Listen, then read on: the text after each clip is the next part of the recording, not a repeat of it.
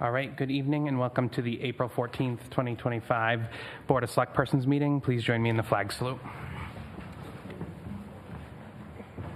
I pledge allegiance to the flag of the United States of America and to the republic for which it stands, one nation, under God, indivisible, with liberty and justice for all.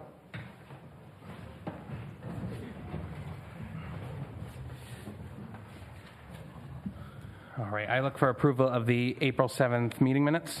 Moved. Second. Motion and a second. Any discussion? All in favor? Perfect. I look for a motion to accept the warrants. I know that I have not had a chance to review them. Okay, so. Can we talk about those a minute? Yep. I know we've talked a lot about the warrants and the bills. In the past, years ago, we would come up early on the day on a Friday, look through all the bills before they went on the warrant. I'd like to propose a new system where we get two folders.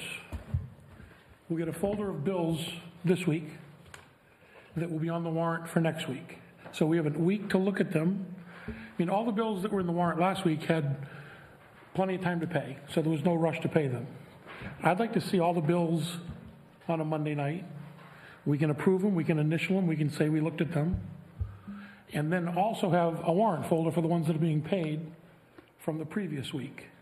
So we can, not, when we see the bills tonight, this is the first time any of us are seeing them. And you don't have a lot of time. And we need to give, the treasurer's office, we got to have a stop date. Anything that comes in by Friday at noon, after that, it's got to go out to another week, because they're struggling to do all these on a Monday, and we're paying people, I'm not saying we're paying them early, but we're paying people where we have time enough to review them and still get them paid on time. So I'd like to be able to come up at any point on a Monday and look through the folder of bills, and it would be nice to be able to see the warrant before 6:30. Is that, can we do it? Julie, you're here. Can we get a time frame that you can fit in so that works for you? Let me talk to Laura. Can we table it till next week, please? Yeah.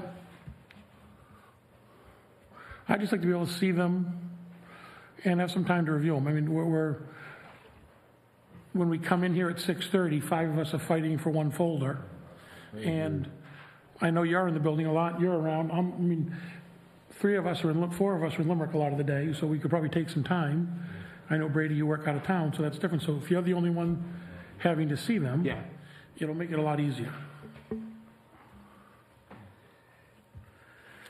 But we'll table that till next week, you said? Yeah. Yeah. Can we talk about the pay? Can we make sure everybody gets paid on Thursday now, so we don't have what happened the other day? I think that just didn't work for me. We got to check.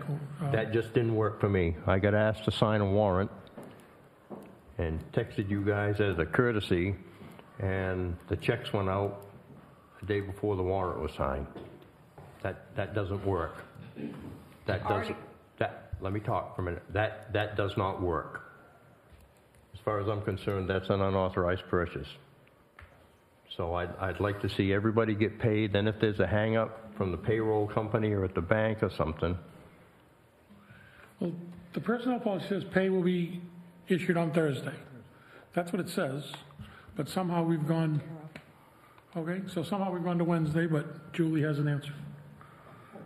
Dealing with the MRI, Sally is now waiting for me. As soon as this warrant is signed, we are moving the money to the bank. It will be not transported till then, so it will never happen again, unless both of us get run over by a Mack truck. I just think we ought to stick to the personnel policy. If there's a glitch somewhere, it wasn't. I do not know, Bernie, what the contract is. The contract with MRI is between the selectmen, and I've never seen it. So if I could see that and have it to talk to Sally reasonably or knowledgeably, I guess I want to say. She's awesome to work with, and the payroll has to be completed on paper in order for you to get a warrant. I can't I cut the understand checks that. and everything, but it's not going anywhere till I pick up a phone tonight or in the morning and say, move it. But if the warrant wasn't signed and you let it go out, signing it after the fact, it I doesn't... realize that, sir. It doesn't work. I just think we need to, if the personnel policy says Thursday, then it ought to go out Thursday, and then it gives, if you still have it ready and the warrant's signed, I don't care if it went out Monday. But we need the safeguard in there that money does not get spent unless it's authorized, and that was not authorized. Yes, sir. Correct me if I'm wrong. No, you're correct. You're correct. That was It's been, my understanding is it's been once done- in a while, 'cause It's happened before. I've looked at it before because something got waylaid and I didn't have my signature on it. I called, and back then I didn't get people to come in. I know it's hard, but now we got 3 in the town, so right close, so we'll make sure. But that's all been taken care of with MRI. So it shouldn't happen ever again, as long as we've got them. Okay? Yeah, I mean, it's Does just, that answer you, for you, Bernie? Yeah, it answers it. Okay. It doesn't make it right. It just can't happen again. Like I said, if And you want the people, checks now dated Thursday? if they pick them up Thursday, that gives you an extra day. If there's a holiday or something happens, Okay. I mean, whatever the rest of the board feels we should do. well, that's what the policy calls for, so we should just stick to our policy or change the policy. Yeah, because And I if- asked that if- when I came. If everything happens and all the stars are aligned and you're all done by Wednesday and you got signatures, and you call the bank and say, hit the button, and it hits the employee's account Early. Wednesday night before, instead of Thursday night, so be it. But we can't send them out without Nope. signed warrants. And why we're pushing the envelope to try to get them out a day early when we just shouldn't be doing it. Okay. Shall do. Thank you. Before you go on to anything else, based on the workshop we had before the meeting, I'd like to make a motion that we enter into a 1-year extension agreement with R.C. Richardson for plowing of town-owned properties. So moved. I made the motion. You can second it. I made it. Sorry about that. We're not putting that out for bid? I'm making a motion to enter into a 1-year contract because they've agreed to do it at the same prices this year with no increase. They do an excellent job. We know what we're going to get. We know what we're going to get for no extra money. And give me the known entity every time over the unknown, especially when we know it's not going to cost us anymore. I mean, it's just, you've got a contract that's worked for us for ever and ever. Never a complaint. Always meeting the contract or above. And I don't see any reason to go to bid. I mean, you're gonna, I think we The- learned the only- tonight that they go above. yeah. I mean, the only reason to go out to bid would be, I guess, you hope you're gonna save a couple bucks. And what do you think you're gonna get at that point? I mean, is it worth saving a couple dollars to get an unknown entity doing the work that you know can be done to perfection now at no increase in cost?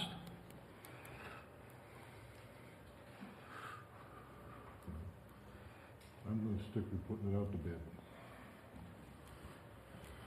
Because we've told the taxpayers that we're gonna put things out to bid. We can't be doing it for one thing and not for the other. Who told them? It was voted on here back years ago that we were supposed to put everything out for bid. Well, the board is entitled to enter into a contract up to 1 year under the citizens approved us to enter into a contract for no longer than 1 year without going to them for approval. I just want to go on record that I have no problems with Ricky or Charlie and them doing their work. Mike, I understand what you're saying. But Yeah. I'm sticking with the bid process, John. Yeah, We're putting these trees and stuff out to bid. I mean, yeah, and if we had a person that has cut trees for us for 20-some odd years and done a great job, I'd recommend the same thing. I mean, we did it with Mellons, and it's working, and they're still doing a great job, as they've always done, and I'm just saying if we can know what our pricing is, and we'll be all set to budget for next year, we can budget the same amount of money, and we're gonna get the same service. Cheryl?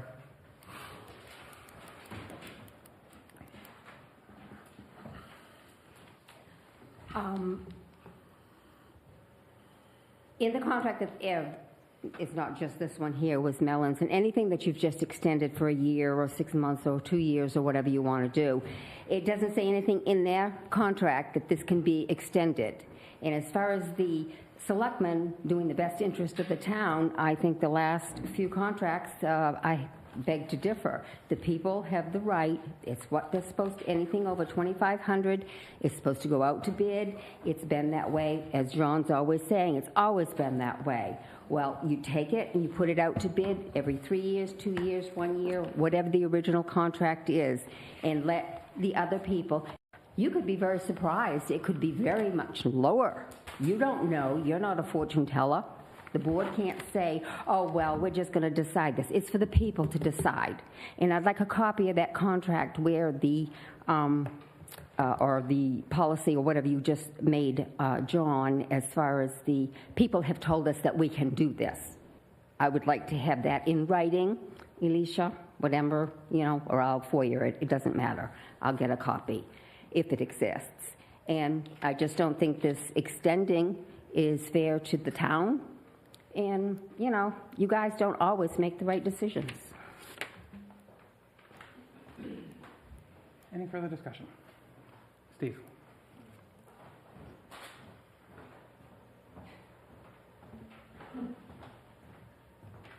Just relevant to this before you yay and nay, whatever. On one of the things about the plowing of all the buildings, it says no steel tread. Okay? Can you expand on that? Because at times, in bad storms, you'll put tire chains on. Is tire chains what you're talking about? In my understanding of that, tire chains are not steel treads. Steel treads are on a bobcat or a skid loader, and All right. that's how I understand it. Right, but you see what I'm saying? That's part of that, so, okay. All right, anything else? All those in favor? Opposed? I am going to abstain. I have no problem with what Ricky and Charlie do. But when I took my nomination papers out, everybody asked us to be transparent. They wanted to see things go out to bid. I think they do an excellent job, and we're fortunate to have them. And if somebody came in, they'd have to come in a lot lower, a heck of a lot lower. Because you're not My opinion, gonna, if somebody even came in, like I said in the workshop, if somebody came in at $1 and they came in at double what they're at now, I think I would still vote to go with them because of the work that they've done. I mean, You're correct. they go above and beyond their contract now. So that's why With I all due voted. respect, you should vote no and explain and do what Howard, I mean, you really should only abstain is if you have Conflicts. a monetary interest in what's going on. And I'm not, I know why you're doing it. You're doing it because you know they do a good job and you're okay with them, but you really still see it, want to go out to bid.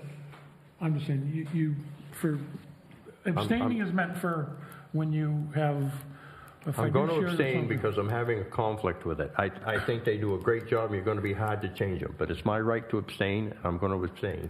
That's how it is. Right. Would someone read the announcements, please? Okay, the planning board will meet on Wednesday, April 16th at 7 Hold on. p.m. I'm not sure I captured the vote. Okay, I don't know who voted what. John Wade and I voted yes. Howard voted no. Bernie abstained. It passed. Yep. Sorry. The planning board will meet on Wednesday, April 16th at 7 p.m. The next semi-sesquicentennial meeting for the town's 250th anniversary will be Wednesday, April 30th at 6 p.m. at the fire station. They would like new members to come. Please reach out to Lisa LePage for more information, or please attend the next meeting. You may reach Lisa at 651-1594 or LLLePage6@yahoo.com. The municipal office will be closed on Monday, April 21st for Patriots' Day. The select board will meet on Tuesday, April 22nd at 6:30 p.m. for an executive session with the select board meeting to follow. The appeals board has 2 vacant seats to fill. The planning board has 1 open seat, as well as the budget committee. Please reach out to the select board admin if interested, 793-4475. As a reminder, if you're speaking in a meeting, please go to the microphone so everyone will be able to hear. As part of the hearing of citizens policy, no personal attacks on any individual or firm, including town employees, town officials, and members of the public, will be tolerated during any meetings. Please direct concerns about individual employees or town officials to the chairman of the board or select persons outside the public meeting. Please stay current with town information by visiting www.limerickme.org.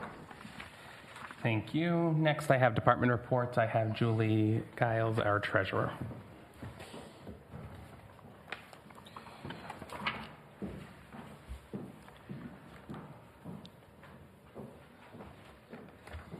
Good evening, gentlemen and residents of Limerick.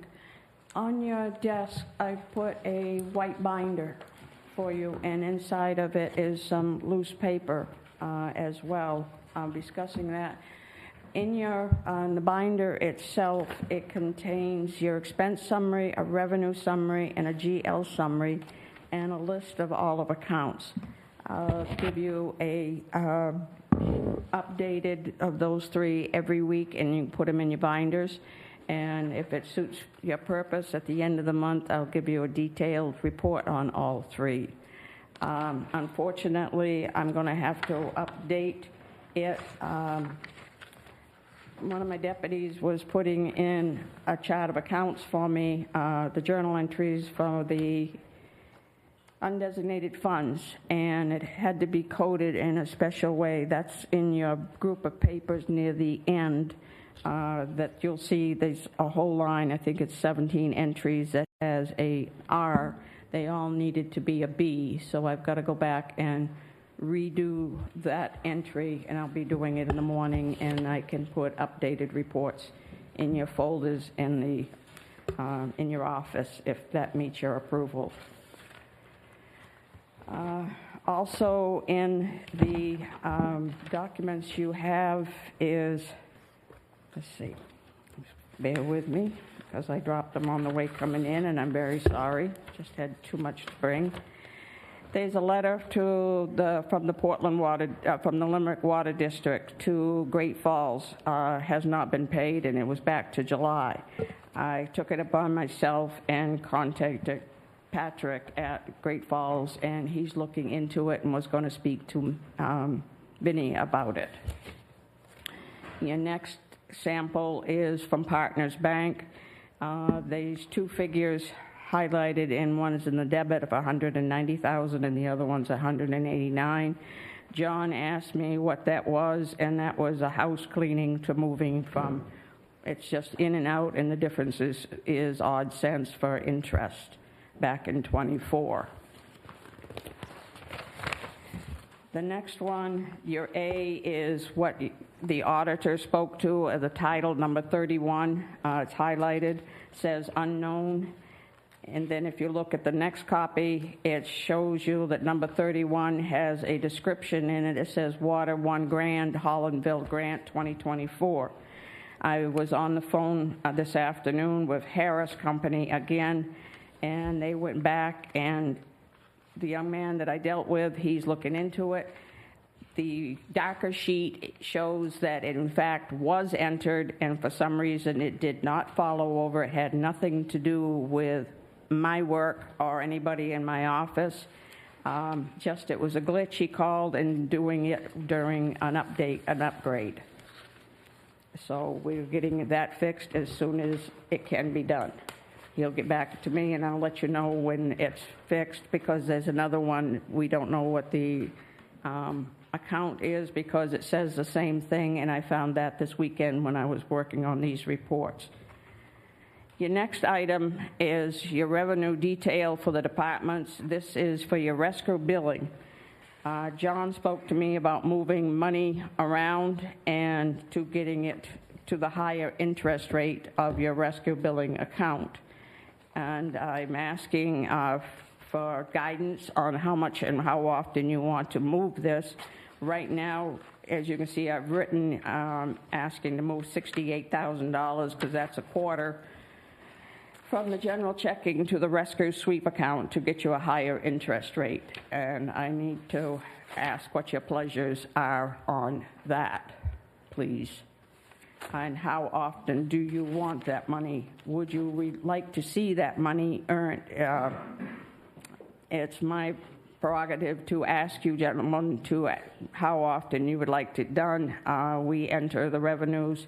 Whatever comes in cash is done daily, but when you see the things that say HCCLM, that's done at the end of the month or whenever we have a minute to enter it from the checking account statements.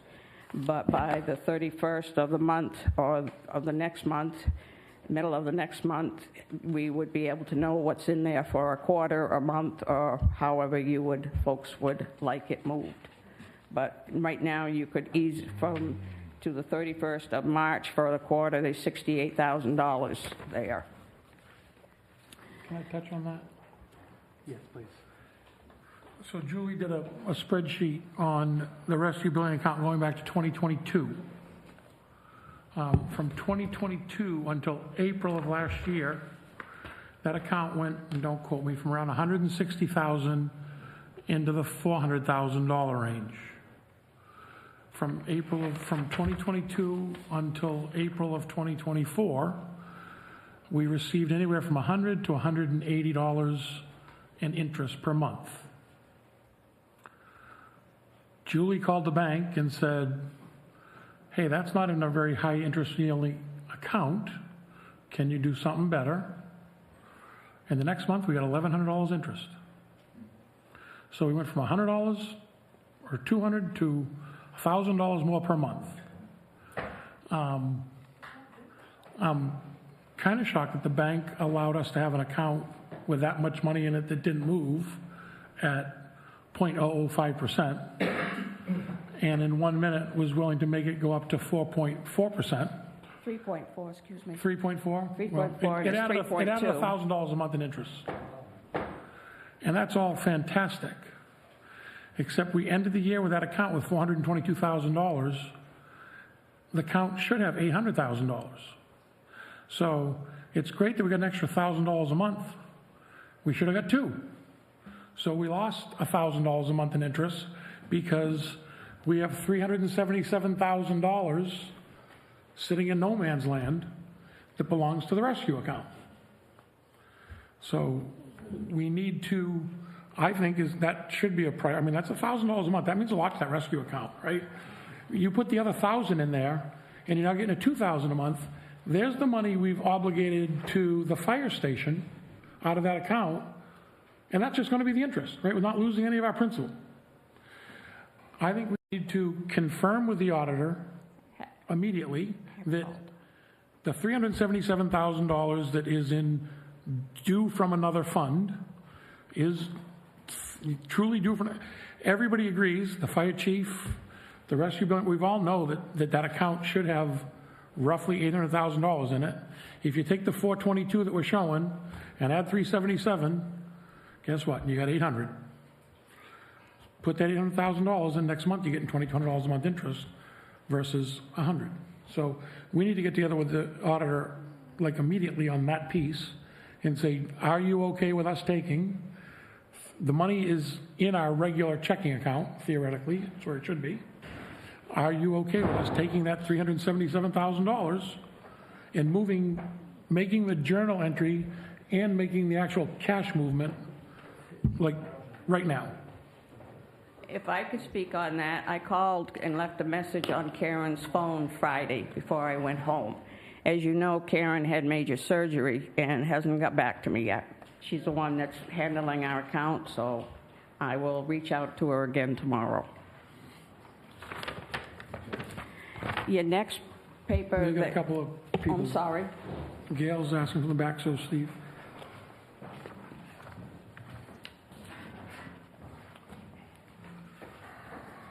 The way you're gonna set up that account, which is great, is there any penalty or is there any time limit to take the money out? Because at some point, we're gonna get a new ambulance, new truck. So No, we it's can just still in a, touch. yeah, it's just in a Okay. sweep account. Yeah, I just didn't know if there was a Yeah, restriction and on. No, No, it's not no, a CD. no. They're, Yeah, It's just a sweep account, And- at a higher interest rate for it. it keeps like $10,000. Like if we have to pay for a Waterboro intercept and we pay their rescue to come help us, it keeps a certain small amount of money in there for incidental expenses. right, But the hundreds of thousands of dollars has been sitting there for years, yeah. and somebody's been reaping, the bank's been reaping the benefit of it because they gave us 0.05% forever. And I asked the banker about it, and he said, well, I'm kind of new. I don't know who set the account up or why but, they have at least now moved it into something that will pay us something. Originally, for years, it never grew that much. It's just been, get more calls, more volume and stuff. That's what it is. Because that's how we bought the ambulance and the fire truck. We had enough. That was the first time ever. And it'll probably continue the way at the rate it's going, so. But if there's no penalty for taking the money out, or you gotta No. give them 60 days notice, that's fine. Okay. Gail?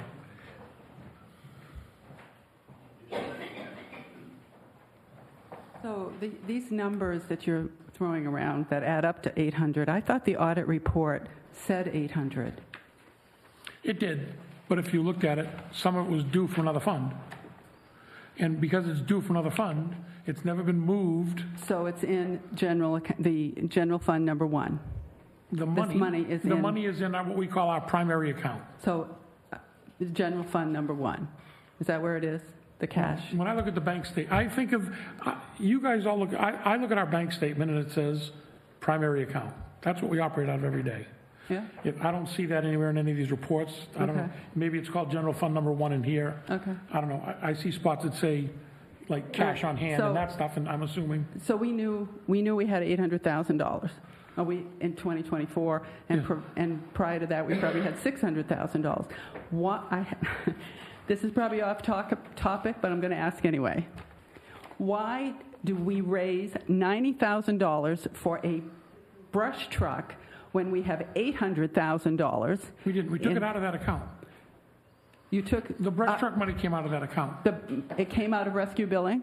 I thought it was raise and appropriate. A portion, I know, I'd have to look back, so don't quote me. Some of that money, last year we spent about $190,000 of that money. Yeah, 122 for the fire Yeah. station. yeah. The rest, the biggest chunk was the brush truck. I think 50. I know we did 50 and 40. We did I two don't know. different. I don't understand why any money is coming out, is being appropriated for a brush truck if you've We got don't know that it was. $800,000. We'd have to look back. I don't care if it's only $1. I'm not saying anyway. The brush truck either was, we took 40,000 at one time and 50 at another. Yeah. The people voted for it. Uh-huh. Either one or both of those came out of the rescue billing account, as we've done with other vehicles in the past for the fire station. Okay, now I have another question. If this is the kind of money that these folks are raising, okay, through rescue billing, because we forecasted this 10 years ago, 15 years ago, that it would happen, okay, when we did the first fire station, we ran the numbers, and now it's proven that it is running it. Why did the franchise fees have to get given $30,000 and brought that number of that account down to almost nothing to help out with building this fire station? Can we have it back? No, because they got computers, just like every other department gets computers and software, and it comes out of franchise fees. Nothing to do Okay. with the fire station. I mean, the rescue billing account was set up originally, people longer than me, to buy rescues when we needed it.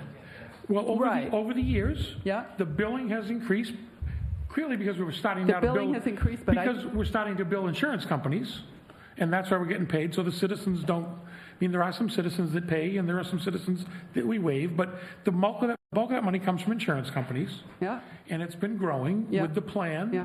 And since our new fire chief has been here, he has a plan that he knows was, quite frankly, was hoping to have a new ambulance on the June ballot. But because he got a report at one point that he thought he only had $422,000, he said, well, let me let this get corrected before we go out. So his plan, I believe, in November, and I don't think he's told me, he's telling us, is to get a new ambulance. So that's going to take a chunk out of that, and then he's going to plan down the road as that account builds to replace other trucks as they age out, and that was the plan for it. So in that assessment, when he does that aging of vehicles and whatnot, perhaps we could get $50,000 towards the fire station instead of 25, huh? Maybe that might happen. Maybe the people could vote that in if we, Okay. I don't, All I right. mean, Thank you. that's the people's money. So if the people want to move some of that money to pay down the fire station, maybe it's not a bad idea if that account continues to outpace the replacement of trucks. Right. The brush truck was funded by $40,000 of voter-approved funds and $50,000 from the ambulance revenue account. So $40,000 was appropriated. Is that what you said? Does it say from where? Voter-approved funds. I'm reading Vinnie's report. They appropriated the money. I'm just wondering why. Okay, thank you. Dean.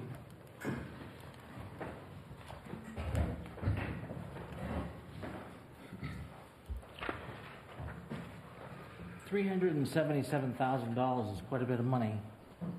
And it's been sitting in the undesignated fund? Where is it now? Where has the cash been sitting? Right. Or where is it sitting in our books? Where is it sitting right now, as we speak? The actual cash, like if we went to get the $377,001 bills, Yeah. it's at the bank, and it's in our primary account. Okay, but is it under the general fund? Is it under the rescue billing? Is it under the fire department? It's showing as due from other funds. I can't tell you why, or I can't tell you what that other fund is, but if you look at the auditor's report, and it's in even in his simple report, if you look, it says rescue billing account, cash on hand, $422,000, due from other funds. The other thing is that account, like Julie stated, in the past, I don't know the reason for it, but money comes in from that account every month. Right. It's always been held in our general fund, if you want to call that our primary checking account, until the end of the year. And then it has all been moved out. It's all So it's been a moved, but one-year sweep if at the end of the year? The treasurer would sweep it out at the end of the year. Now, I guess when you were only getting pennies on the dollar, it wasn't a big deal. But if you're getting 4% on your money, and you got $50,000 coming in a month, you might want to move that, like, right when it comes in, I would think, instead of keeping an account that's not getting you anything. So I would move it monthly. I don't see why you wait till the end of the year to move all that. I don't disagree with And if you look at the report, that, I don't have the one that Julie did out.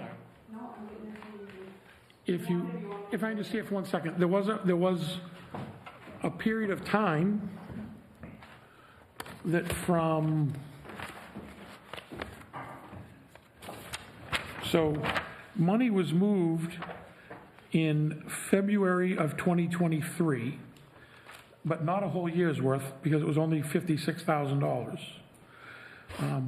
A year previous to that, $160,000. But then we went from February of 23 all the way to September of 24 without moving any money. So from February 23 to September of 24, no money got moved, and then 190,000 got moved because we had to take 189,000, like 72 cents less out to pay for the things we approved, like for the fire station. Since September of 2024, no money's been moved. Okay, so I'm still not understanding The $377,000, where is it sitting at this point? In our general checking account. Okay. So they send us a check today for $56,000, let's say it is, for the last 2 months. Okay, Julie deposits in our checking account, and there it sits. okay. When it comes in, I don't understand why you wouldn't deposit that right in the rescue billing account and at that time, make a journal entry that you've just deposited $56,000. I don't even know why it would make any sense to run it through our regular account, other than the fact to write checks and stuff, but it should be moved immediately, I So- think. We've tried to get an answer here for 2 or 3 weeks now on what is the balance in the undesignated fund, and you had to keep 3 months, okay? If you take $377,000 out of that, don't we have an issue here? Well, If it's due from other accounts, you don't, and you're gonna put it into this, it's no longer available. Correct. If we move this, if we're not already there, we will definitely be under what we should be keeping for 3 months as a safety net.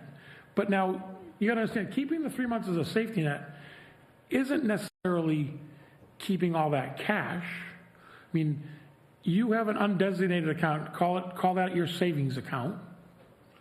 You can pull from that to pay bills. We've done it for years. This is nothing new. We used, even after we approved in the past, even after we approved $800,000 to go to the fire station, we still would use that cash on a daily basis because we knew we hadn't even scratched the ground yet and we weren't going to spend it. So why go to the bank and borrow money when you can use your savings account to pay your bills? That was, now, But didn't the voters years ago state that rescue billing would be put aside and not be used for paying of your regular bills? well, it's never been in a CD. There's no CD that anybody talks about. Somebody find me this CD, Magic somewhere. So find me a Magic Fire Department CD because, so Dean, the question, and Julie, correct me if I'm wrong, we may use the cash, but we're accounting for it in our books. So we're going to put it back when the tax dollars come in. So when the tax dollars come in, we move that money back because the way the town works, as we've talked, you got to run for 9 months. You got to run for 9 months before taxes come in. So we got to get from January to September to October 1st until people start paying their taxes. We got to run for 9 months. We got to find cash to do that. So we would use our savings, even if it was, we never have pulled out of the rescue billing fund to pay bills, as far as I know. Actually pulled what's been put in there to take out. But if it hadn't got put in there yet, we've used it. The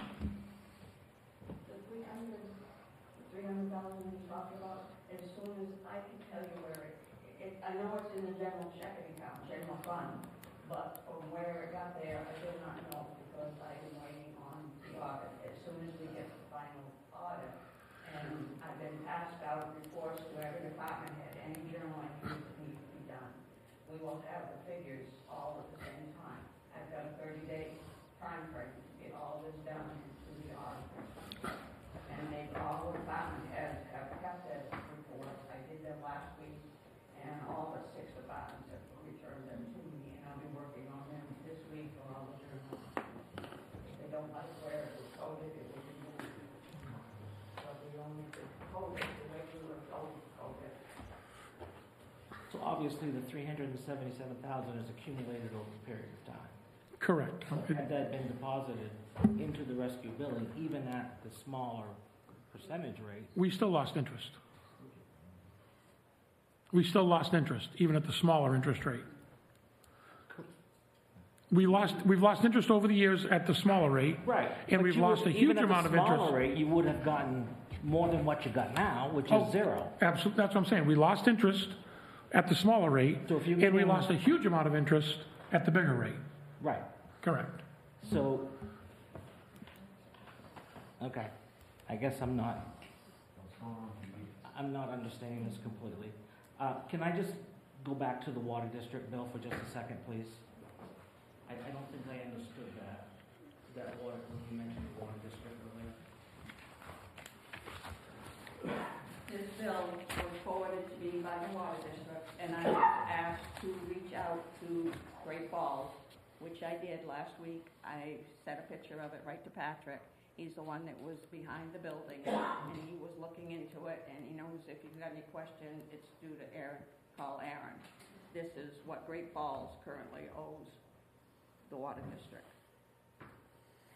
as far as the water district understands. So they sent it to Great Falls back a year ago? Yes, Okay, but you only got it a few days ago? yes, Okay, that's why I wrote this when I got it. all right. Okay? Makes it Is that clear. okay? I just wanted No, to that's clear my fine. mind, that's No, all. you're fine, anytime. I told you the last time that you could ask me anything that you needed to do. Dean, just to clarify that rescue billing account, when that was set up, if you remember correctly, we needed an ambulance.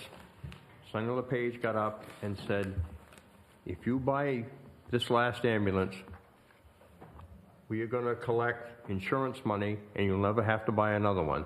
That money was supposed to be, at the end of the year, taken out of the general account, put into a high interest-bearing account.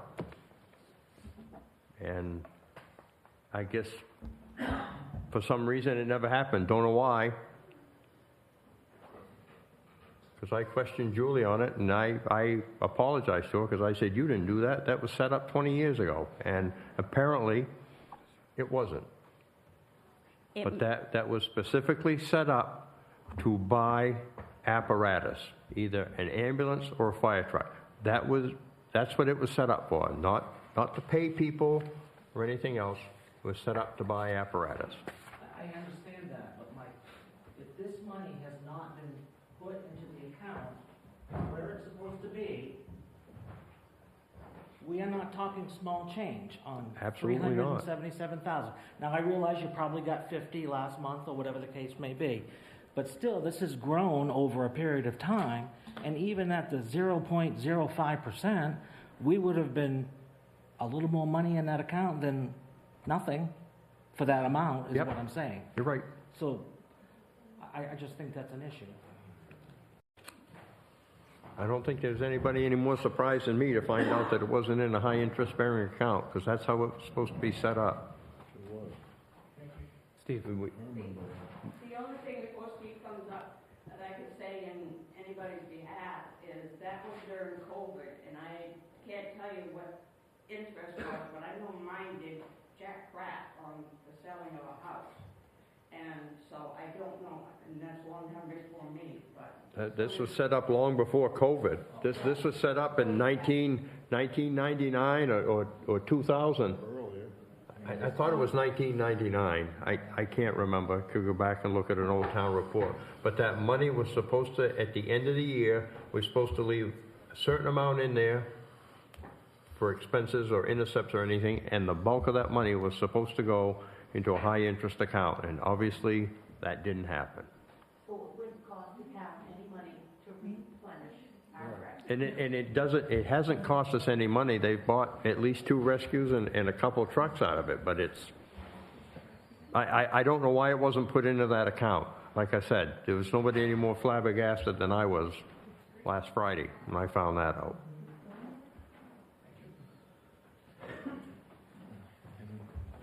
No matter what account it ended up there, the fact is it's still there, right? But the fact that we're sitting here tonight, and I'm gonna tell you, a town was just over today, their new ambulance they just got was $500,000. So if you think 800 is a lot of money, you're kidding, right? Their pumper that they just got was 850. Their ladder truck was $2.4 million, okay? So that account, I won't pick on you select people, but over the years, Bernie will say yes. Selectmen have tried to raid that account. The people have said time and time again, that account stays separate. We're not raiding that thing, all right? I think we're on our 3rd ambulance, the engine 3.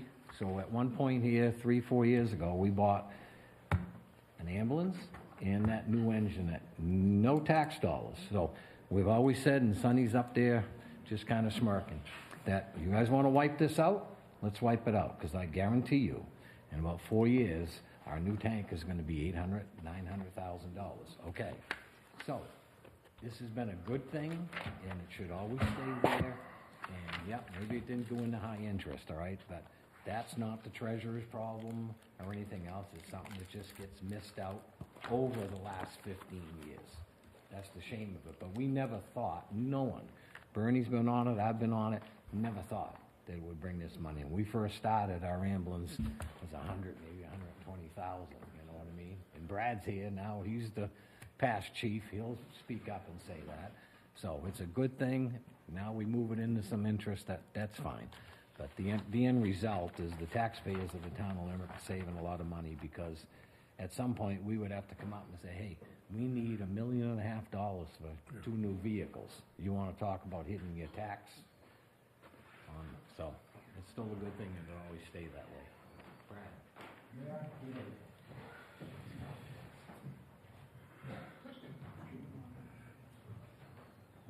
Brad Libby. Bernie was right.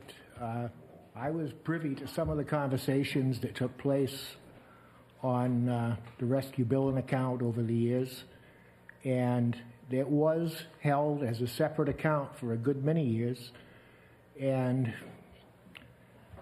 I guess we were told that at some point we could no longer hold that as a separate account, that each year or at some point during each year, those monies had to be put into the general accounting fund, the general fund of the town, and there would be a notation made that that amount of money was put there by the fire department, and it would be designated at some future point to be used for the purchase of an ambulance or to help out with the fire department expenses for equipment or whatever the department at the time decided was necessary. Big changes took place over the period of time. We went from a volunteer department to a more of a municipal department, and I think that's where a lot of changes took place in the accounting of those funds. I'm not an accountant by any stretch, so I'm not clear on exactly how everything went, but the intention was to always hold that money as to be used by the fire department. Thank you. If you remember, the statement was always made, that was like robbing Peter to pay Paul. You weren't paying for ambulance supplies or anything, but Sonny made that statement and I made that statement. You're taking money out of this pocket and putting it in this pocket, and it was always supposed to go into a high interest account, and obviously it didn't, and none of us have any reason or can comprehend why it didn't. Well, I'm not sure that it never was. I just know that whatever account it was in, or whatever accounting process was used to keep track of it, did change. And it went in, those funds went into the town's general fund, but it was supposed to be noted that those funds were earmarked for use by the department. And the fire department or rescue has always been very generous, I think, in allowing those funds to be used for something other than an ambulance, because that was what that funding was originally designated to be. Sonny was right. He said, you buy this one, we're going to start billing, and once we start, we'll never be back here to ask for another ambulance or money for one, and it's never happened. No, they haven't.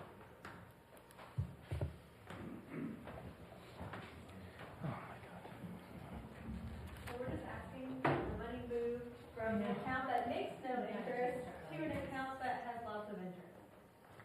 That's the word. That should be what we're doing. Or a department report. Cool, just checking. And just one last thing, the money, the fire department, rescue department just doesn't spend the money. Anytime we bought something, we've asked the people, but we've had the money. Nobody can spend it without the No one people. can spend money, okay? It's always goes before the people. We need this new ambulance, we have this money.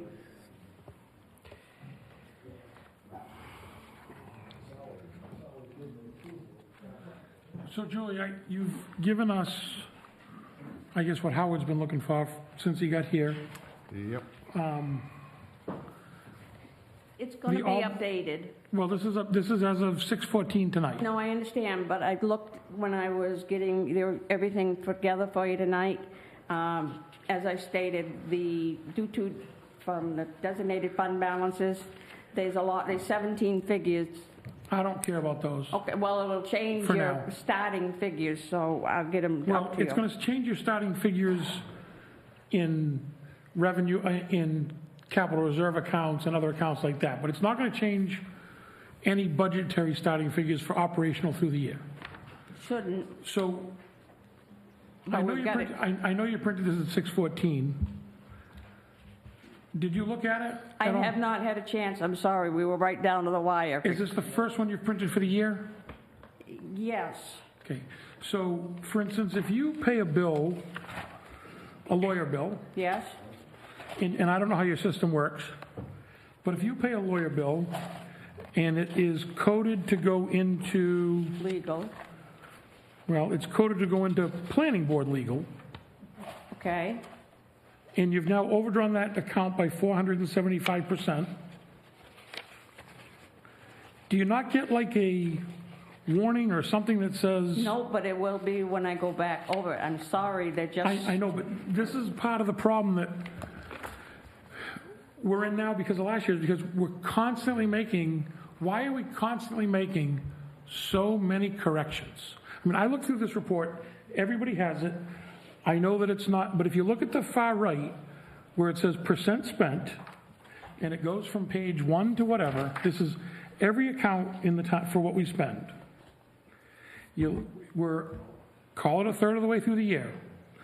So anything you see that's 20 to 40% is pretty accurate, right? Assuming your expenses stay I mean, snow removal and stuff is heavier certain times of the year.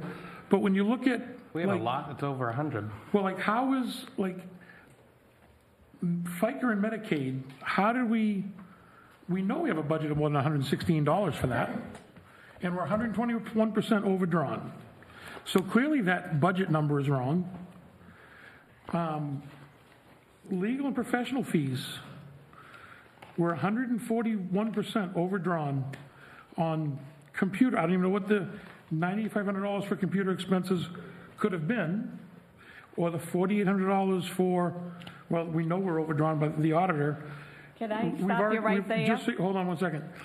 We've already spent 100% of the budget for the auditor for this year. So everything we audited, everything we've budgeted for the year, because of the work he's done, we've spent 100% of his budget already.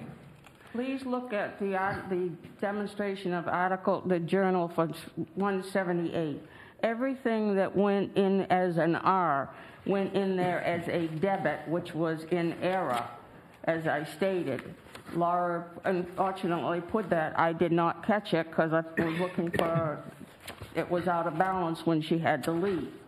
I'm correcting that tomorrow because I'm looking at almost $70,000 right here. And in that's corrections. Because in the first 3 months, we're now, we got to make $3 million worth of collections for last year. And now in the first 3 months, we're making $70,000 worth of corrections already. Why even give this to us? Why would you even give this to us? Because I didn't see this till exactly 7 o'clock that it wasn't done right. I presumed that it was done right because of who I have in there doing it. Well, and in the regards, may I finish, please? In regards to that error, where I had been taught doing bookkeeping, your assessor made the commitment entry. That is why it's off $6 million. I just found that because I went back and looked, and that is on my report that's going to Ron. My position never had to do that. The assessor's office did that, and it was posted updated. I did not know that. I asked, and that was one question I asked the auditors, and I never got an answer. Where does the school fund money come? Where does the homestead money come from? If I'm not given the information I'm not going to enter it if I don't know exactly. Because when I got elected and I was sworn in, as I was reminded by the girls in the front office, I said I came here to do this to the best of my ability and to balance these books, and that's what I intend to do if I am given the opportunity. And they will be balanced as soon as I get the journal entries. I did what you wanted, and every department in this town got their reports, and they're coming back. I'm waiting for some of them. One of them's the fire department, the biggest. I worked till almost 7 o'clock just trying to get the payroll and the payables done for you folks. We are doing the best. You've got the best staff that this town has ever had in that office right now. You've got 84 years experience in my 2 deputies and me. Give us a chance to do so we can do it right, but don't condemn us when we do make human errors. You are pushed right to the limit, and you can't do any more when you don't take breaks or anything. We are human just like you folks. I'm not getting upset, but it's just getting sickening that every day I'm badgered because of something. But I give it to you right then. I drop everything to give you your reports. Howard asked for a report, he's got it. I gave you the courtesy to tell you that it was wrong. I'm sorry I did not see it and have the time to fix it. Because these journal entries take time, they're not automatically committed by the town or by the trio. They have to be entered in a special way because they are beginning balance adjustments. It's easy to do it, and as you can see by that journal entry, that 178, even Laura could make a mistake.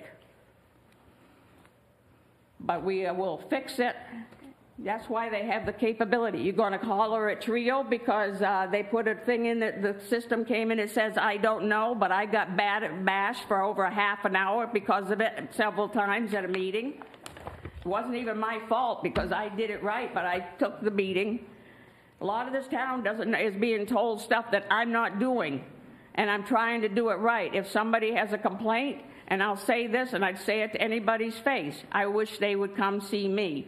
I don't think people should be, what do I want to say, my livelihood be mentioned at a place where people are having fun, and they have to be spoken to. Or where kids are gathering eggs, the town stuff shouldn't be involved.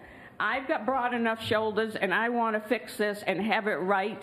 I hope that everybody will give me the opportunity to do this right and get it so you've got your books before the day that I walk out this door. If you want me out sooner, that's fine as kind. But you can bring in somebody, you won't have your 2 deputies down there. So you're losing 84 years of experience, and I've also got 25 years of history of what's gone in this town now. You got mad at me because I didn't reach out to 2 people. The reason being, I didn't know them. At first, I was told about one, don't do it because there's too many errors. The second one, I don't know them. And I didn't do it because you don't bring somebody in to handle a $1 million business that you don't know anything about. I'll fall on my own knife first to try to figure it out, and that's what I've done with every project that I found. You asked me to find you why the rescue billing was off, I did it. You asked me to find something, I did it. Every report that you've asked for, I have done everything. I worked here in this town last week over 50 hours, and I worked all Saturday and Sunday at my home at no expense to the town because this town wanted some figures, and I wanted to get them to them. I came back earlier than I was supposed to after having heart surgery and a broken back because stuff needed to be done. I know that some people don't like me in this town. I'm very sorry, but I can tell you one thing. I am honest. I am hardworking, and I am working for this town with every ounce of my being, even though I don't live in this town. And anybody that really knows me will swear to that. And I'm not raising my voice, but it's right to the limit that I'm doing what I can. You know, you get yelled at, yes, I got apology, and I appreciated that more than anybody will ever know. But thank God I've got titanium shoulders, and I really do, but I am doing everything you folks want, and I hope you'll do like what you did with Laura when she first came on to be your treasurer. She wasn't a treasurer before because you had a bookkeeper, and they offered her another year, and this is right from her. And they asked her if they wanted to come teach another year, and she says, you can't learn everything in 1 year. And this is right from her own mouth. Give us another year to find this, and we will have the most accurate books this town has had in many years. And if that isn't true, then fine, I'll gladly leave. But I'm here for 3 years, and I hope I can stay here to get all of your books accurate. Julie, Yes, sir. one question. Yes, sir. In the future, Yep. do not give us any of this stuff until you have reviewed it. Okay, I'm sorry, but... Because this means absolutely, I like the format and everything else, I'm used to it.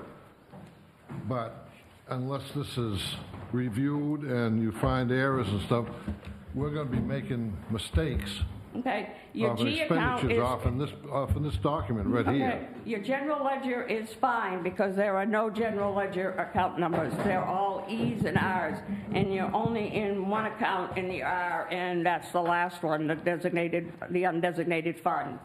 So your expenses is what's off, but your revenue is fine, and so isn't your GL. But I'm sorry, I knew we had errors. She told me this was not in balance, that I went back to balance it, and I printed it because I got it to balance. Then I saw, and after I'd run all the reports, that the R's were there and not the B's. Well, But you will have the new ones. I apologize. okay, well, you don't have to run them tomorrow morning, but No, but they in the will. future, when we get those, They will be looked at. I'm not interested in hearing that I didn't get a chance to do this, but here's the paperwork. No problem. Okay. Gladly, sir. I'm sorry. Can I go over the rest of it and then I'll get out of your hair? Yeah. The next one you've got is the blue and white one. That came from Trio. You will see that we were from early in the 11 o'clock in the morning, and the call was not answered till after 4 o'clock in the afternoon. The last one, I think that's journal department added, change department, that's the B's, that's Trio, that's it. So, that's what I have, and I apologize. You've got your interest, and what are your wishes on moving on that money, or you want to wait and see? But that's what's right in that account now. I can move $68,000. Why would you move 68, not the whole 377? I don't know where the 377 is. The 68, I am Excuse me, can you repeat that, what you just said? I have not been told where that 300 is because... That's not what you said. I don't know where it is because I haven't heard. Do you know where it is? No, but I'm not the treasurer of the town. The treasurer of the town should know where our money is.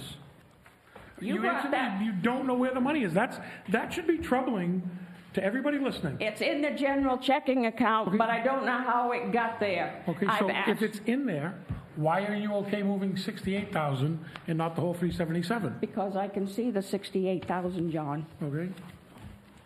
68 is right there in the revenue account. The 300,000 is not specified right in what revenue count it is. You couldn't justify it when I asked you where it was. Correct. I didn't know where it was. Okay, and that's before But me. it is in our journal system as due from another fund. So my assumption would be that money has all come in. It's gone in the primary checking account. There's no other place the money can be, right? Is there any other bank account No. with $377,000 in it? No, sir. Okay? So the money has to be in our primary checking account. May I have your permission to wait to hear from the auditor where that came from so I don't have to make a correction audit an entry I think again? that's how we started here. And I said, when the auditor, we need to speak to the auditor as soon as possible. And I called Friday. Yeah, and ask them if they can help us with that $377,000, and can we justify moving the actual cash so we can make our $2,000 a month interest, and whatever journal entry goes along with that. Okay. We're in department reports. We're not gonna, we're an hour and a half into our meeting, and The question I got is, which one of the select boards in charge of that department? Me as of last week. So it should be handled through you before we're sitting here for half an hour every week on it. And to give Julie the benefit of the doubt, she asked to speak with me prior, but I did not have a chance to. Imagine if every department went through this up here every week, we're gonna get, these guys are waiting for business. And other people are waiting for stuff.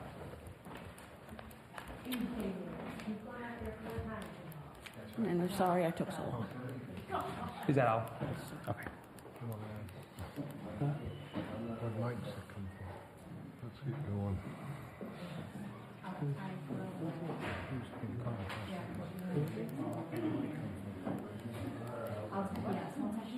You don't want to know.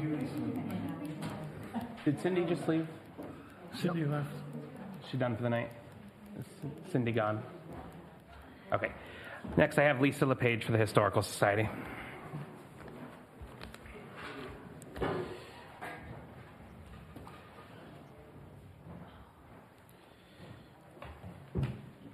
Lisa LePage, Historical Society, Time Capsule, Reveal, and 250th birthday. You're going to be like Stan with all the names soon. It's a lot going down. Guys, it's getting excited. So I have a few questions to ask, or permission from the selectmen. We're asking the selectmen to give permission for vendors to park in front of the Bricktown Hall the morning of the 9th to unload their vehicles for the craft fair that's going on in the building, and then in the afternoon, and then go park. Gail wants 20 spaces. I have no 20 parking spaces, so go find some place to park. I found some. And then in the afternoon, allow them to drive to load their whatever is left back into their cars. Are we allowed to? They've always used it for loading. Yeah, Sign says loading, loading, unloading. unload. As long as somebody's with the vehicle when you're I loading and just unloading. want to make sure we have permission. I don't want to hear complaints after all. Yeah, if it's loading and unloading, Okay. I'll take the heat. We've been working on the oldest couple for the parade, and so far, it looks like it's Lynette and Leo Allaire, and they'll be married 68 years this year. So we're going to have a parade, hopefully an old-fashioned parade, and they'll be in a car in that. Eldest residents to this point, and if somebody has corrections, please don't hesitate to correct me. Not everybody. Charlie, it's Charlie. Charlie's So one of our them. eldest residents at this point is Nellie Campbell? Champion, I was close. And Janice Day, they're actually months apart, they're both 93. So I said, I'm not flipping a coin, and yes, Nellie may be a few months older, but I went to visit Janice last week, she's in St. Andre's Hospital, rehab. She fell and broke her hip. She's doing better, but she wants to be in that parade. So I'm not telling her she can't be. So I say we put the two eldest residents in another vehicle. Change her residence to Falmouth. She lives with her daughter, but she still has her legal residence as her house in Limerick.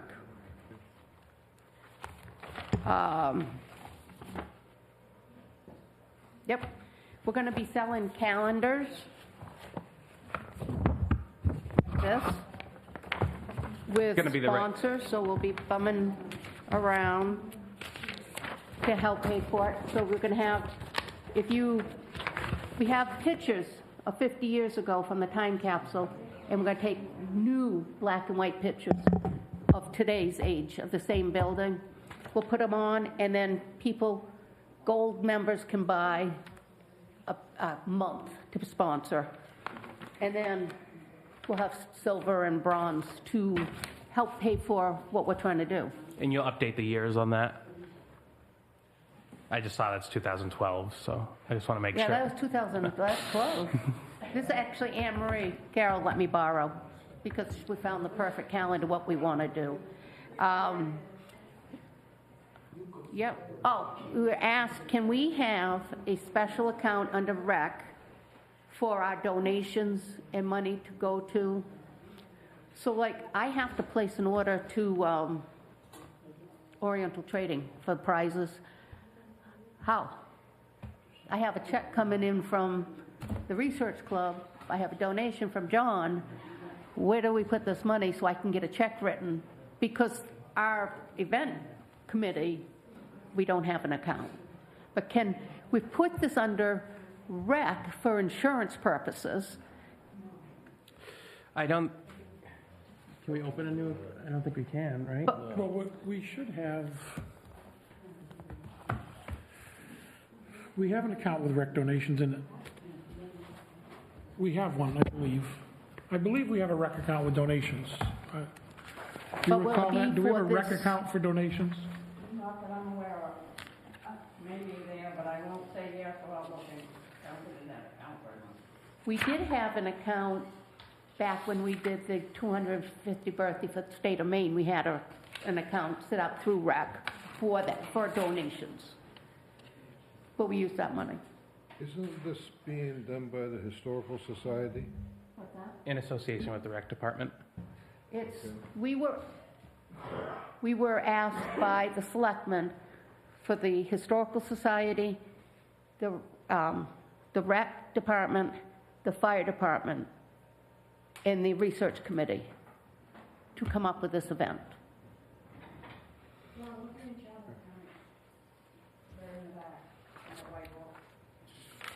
We just don't want to, I need to be able to place an order for where are we putting the money so it's, John, I think in Fund 3, Rec Department donation, under the capital project.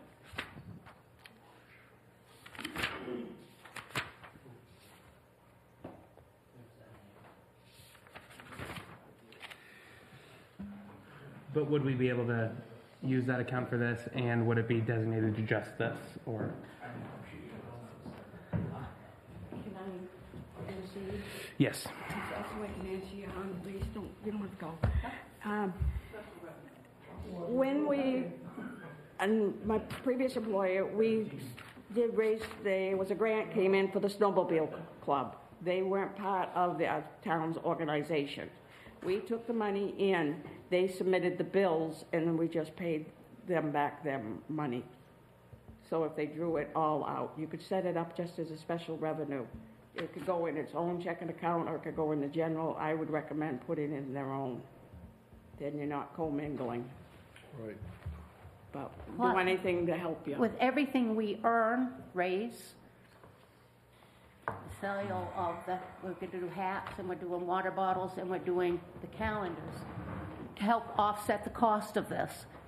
But whatever balance is, we got part 2 for a party, guys. In October, we're doing a fundraiser to restore the fire truck. Is that what we're restoring uptown? So that they're going to, so we want that money, whatever is left, to help do that second fundraiser. So it's not just August 9th, we're going into October, so that it will go towards the fundraiser for the restoration of the fire truck. But again, the money's got to be somewhere. So if you want to run this through the rec department, the programs ought to be run by the rec department in conjunction with the research club. And Greg's right with us. Which is fine. And any payments or any donations need to be made out to the Town of Limerick Rec Department donation fund. We can't take a check made out to the research club and put it in our account. Okay, So any if I donations- have, like, the research club has the money they want to donate. They Make should it out make Town of Town of Limerick Rec. events, No, Donations. donations.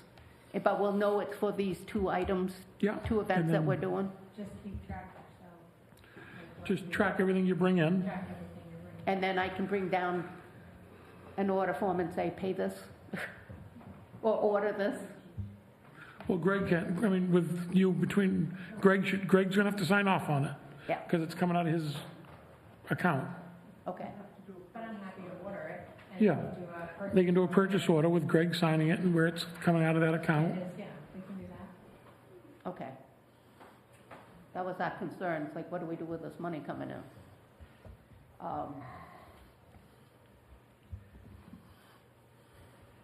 Also, I sent Alicia a message today. I think I sent it to you, Alicia, I don't know. requesting, we're having the Bicycle Coalition of Maine come into this event where we're inviting kids to come and decorate your bikes for the 250th birthday. But they're also going to do a special rodeo. It's like a 2-hour event just on that bike-a-thon. They have helmets, they have all kinds of stuff, education for the kids. I need a certificate of liability so that I can send to them for the coalition. Okay. I don't need it today. I got a message from him. We have time. But that would be coming from rec again. So do you need Greg to ask for that? Everything has to go through him. Yeah. Okay, I sent Greg a message too. Oh, I'm up here still. Just a reminder, May 17th, Limerick Historical Society is having our big event of the year. Plant sale, so if you're cleaning out your spring beds, you have extra plants you want to get rid of, thin them down, we'll take them to sell them. Craft fair, bake sale, food, all that. Oh, penny auction. We got a big selection on the penny auction. May 17th, 9 to 3, at the Congregational Church, home of the Historical Society. Thank you. Thank you. That is all I have for department reports. We are moving on to old business. Review of legal accounts. We did not get a chance to review the warrants. Cemetery mowing and Veterans Cemetery Committee, there's nothing new. Recap on Brick Town Hall accessibility policy and questions about the second floor. Deputy Chief Welch has heard back. It is 49 people on both floors together. So a total of 49 people in the building at once. Lights for the municipal building. Info from an old select board meeting. That is...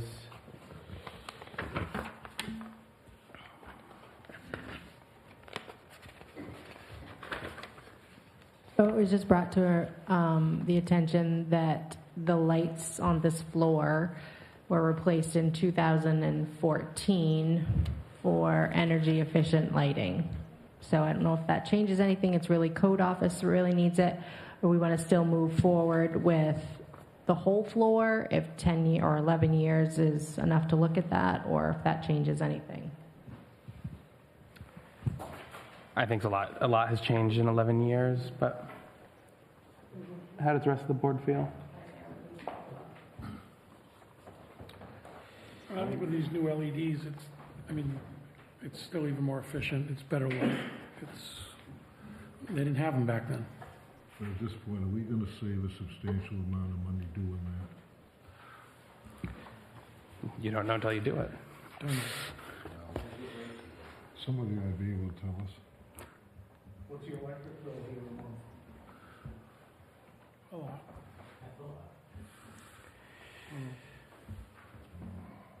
So I guess just so we don't waste any other contractors' time, should we continue with the whole floor or just the code enforcement office? It does say that back in 2012, when one part of the library was done, that it said that the town would realize savings from all energy efficient lighting within 5 years. So.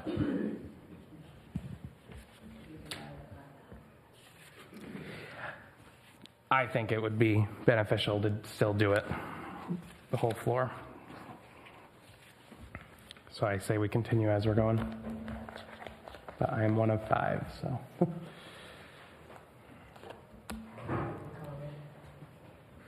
Yes.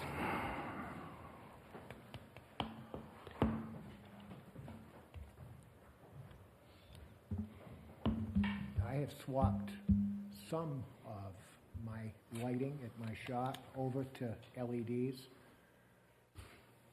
They are far more efficient, I'll give you that. But my experience so far, my belief is that I'm not saving a nickel.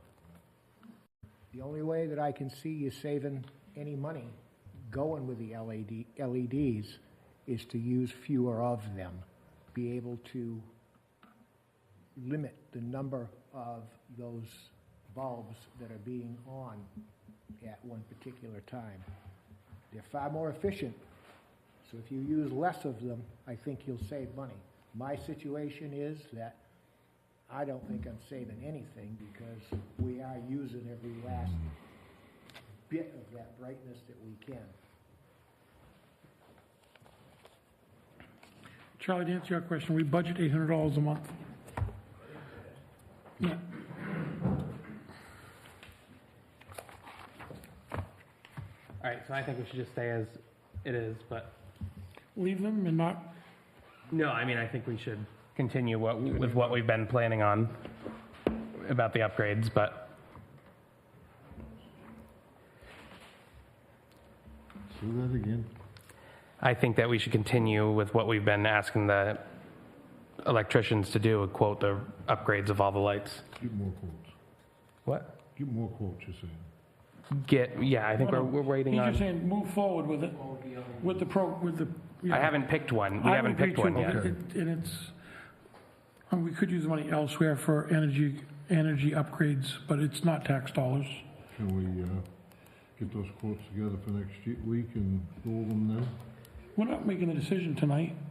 No. We're just deciding whether we're going to keep moving forward, keep these, or continue with the process we started. I think we continue with the process we started. It's ARPA money, so it's not tax dollars. And they're going to bring them to you down at the transfer station. They're going to put them in the compactor. They like the noise. Be fun. Alicia, do you know, are they going, when they, the proposals so far, are they going to remove all these and take them? Or are we going to get a big pile of them in here? I can look at the one that I've gotten. I've only gotten one back so far. Oh, okay.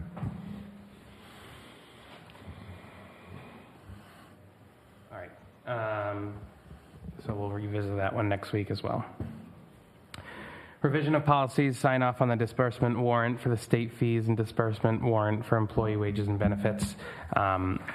I think that the ordinance that we put in place covers that. So I don't think we need to change the policies because we have an ordinance in place. So I thought we were going from one signature to two. correct. Sorry.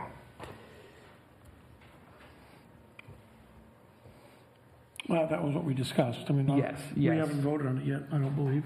I just don't think I don't think we decided if we're going to keep the ordinance or continue on with the policies. So I think the ordinance needs word changes, but I think the ordinance covers it.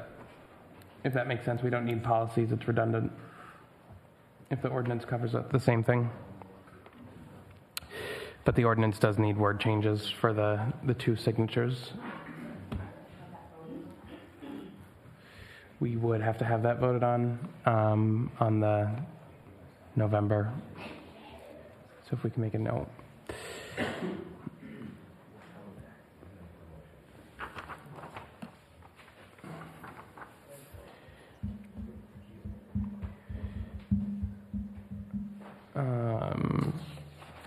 Next one on here is the purchase policy. Did anybody have any recommended changes? I'd say basically, let's move that till next week, both of those. The next two. Okay.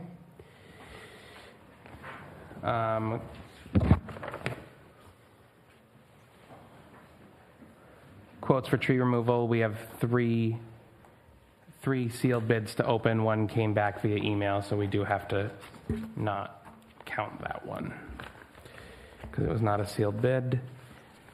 I will pass them around. We can each open one. There's only three, so I can open it. This is for the tree removal at the memorial, Tibbetts Memorial, and here.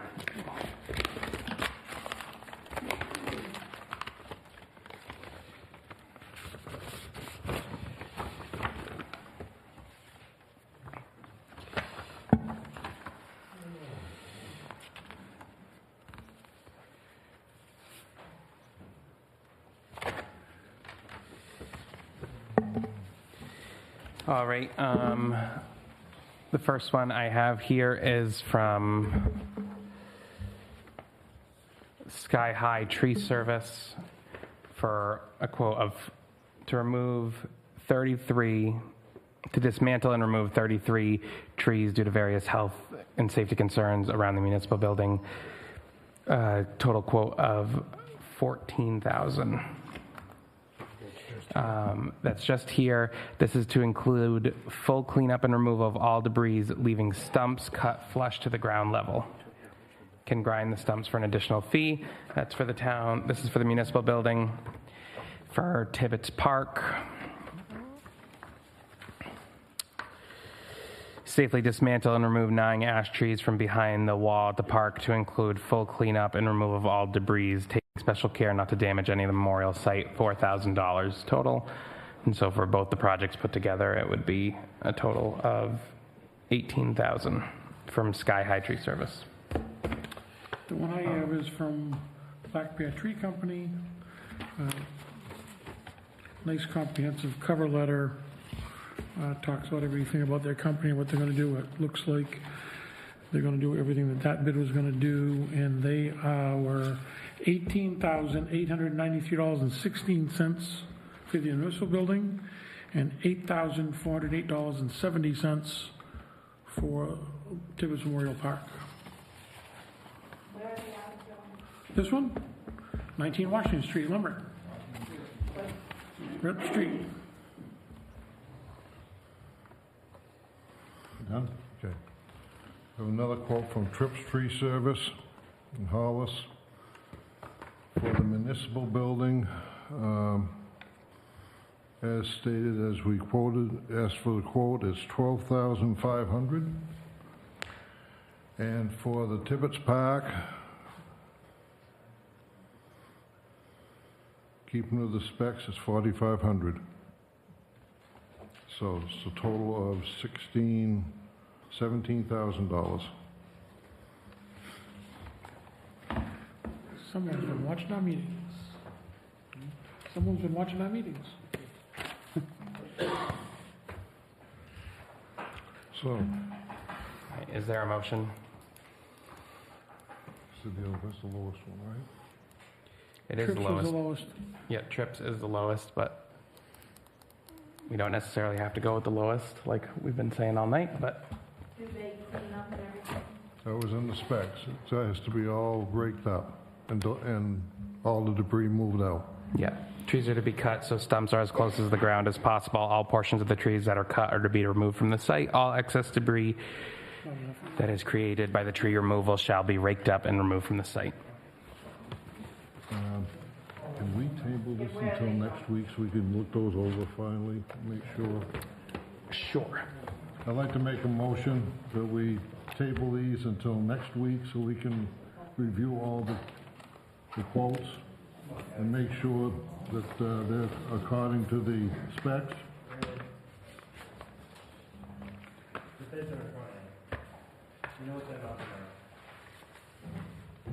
Motion, is there a second? I'll second it for discussion purposes. I don't see how we can approve either one because, well, I guess we could approve Tibbetts Park, but we don't have money budgeted to meet the municipal building. We would have, had we not separated all the articles 2 weeks ago. When all the articles were together, we could have said the money we saved at Tibbetts Park can be spent in the municipal building. Now we can't, so we gotta go to a special town meeting to move money because we've decided to break out all the accounts. So we could do Tibbetts Park because there's $10,000 in our budget for trees other than this building and other locations, but the municipal building only has $8,500 in it. So we're $4,500 short for tree removal. And $1,000 of that needs to stay here for maintenance, so.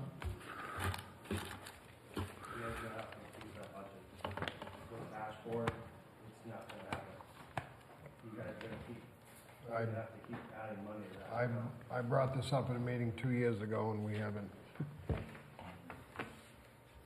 I hear what you're saying, but right now we don't even have the budget. to do what we got. Unless we can have a special town meeting to transfer money. We're gonna have, pack a lunch, we're gonna have a whole bunch of them before the year's out. Memorial. It's not gonna end. Get grant for the work that's gonna be done out here. Get what? Is there any way we can get a grant for the work that's gonna be done with our, Check with the grant writer, see if there's any grants for paving. well, I didn't know if there could be all. I know Newfield is, they're getting grants to do the trees. Yeah. What was that? I said I spoke to an engineering firm. They called me back today about the parking lot. So, but I told them we have to put out an RFP on it. And they said that they'd have no problems. This one particular one said that they would come up and even assist us writing the RFP and not having any strings attached to it if we wanted, but, you know, that's, I've got it almost written generic enough that they have to come up and look at it. Can we They deal have with, to come up and look at it. can we deal with the trees? Yeah, can we get the trees done before we go on to the parking lot? All right, so there is a motion and a second to table this until next week. Is there any further discussion? All those in favor? I'm sorry, I just don't think tabling it does us any good until we have a special town meeting to move. We can't talk about it next week, we're not gonna move the money by then. Can't make a decision next week. Unless you wanna make the decision to do I'm just saying. Tibbetts Park. to Give time to read these through and make a decision next week. We can't. We don't have the money to pay for it. We can make a decision to do Tibbetts Park only. We don't have the money to do this building. I hear what you're saying. I'm just saying to read through these, because you read some, I read Yep. some, so we can sit back and just look at them Ashley. and then do it next I have a week. question just about the process. So you guys just look at the bids and then select one based on a number, or do you have past client references that you look at or that you call? Do you look at Google reviews? So we put out a request for bid. We send it to multiple different companies with what we want done. Right. They all submit seal bids, and then we pick at the best interest. So we, So you know, just like based for on the number? not just the number. You know, I don't want to say learned our lesson, but we've learned our lesson. We've picked, you know, because people are local. We've picked because we've worked with them before. So it's a bunch of different variations of reasons, but we pick who they go out, and we also advertise that we're looking for bids. Yeah. They looked all the same. Yeah. They look like they were. I mean, if we had the money, table it next week and let's make a decision next week. But we can take a month to look at them before we just can't do anything with them. You said that last meeting, Said what? that we didn't have enough money.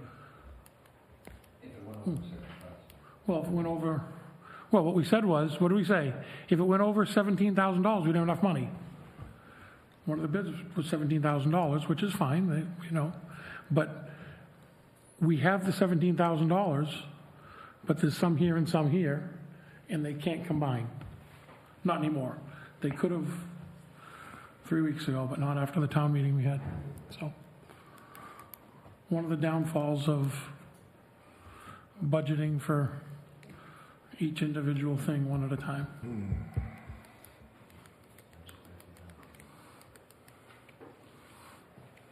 All right. So, Any further discussion? All in favor? what's the motion? You made it. It was to table this until next week. Okay. All opposed? All right, that fails. All right. Do we want to, every time we get an instance like this, do we want to schedule a special town meeting? I mean, the work's got to be done. Yeah. I mean, it's a process to do. It's just going to take some time. I mean, so we should get the money appropriated and then reach back out to these people and say, are you willing to, you know, once we get the money appropriated, then we can start pulling some references. And I mean, I think we clearly know one of them's done business with us before. I've never heard of the third one. The second one right here in Limerick has, from what I've heard, a very good reputation with, you know, what they do. So we got time to review them and vet them if we want, but we need to get the money first, so. bids are only good for 60 days. Which company were you? Black card. So, 60 days in 2 weeks. Well, we can get a town meeting done and approved in 2 weeks, 60 days. Where are we going to hold it, so we don't have a debacle like we had the last time?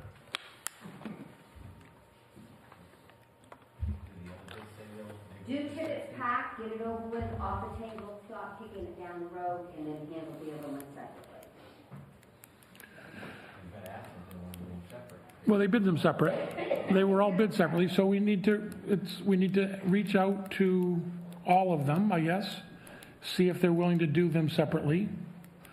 And if they're willing to do Tibbetts Park right away, because we have the money for it, and then go from there.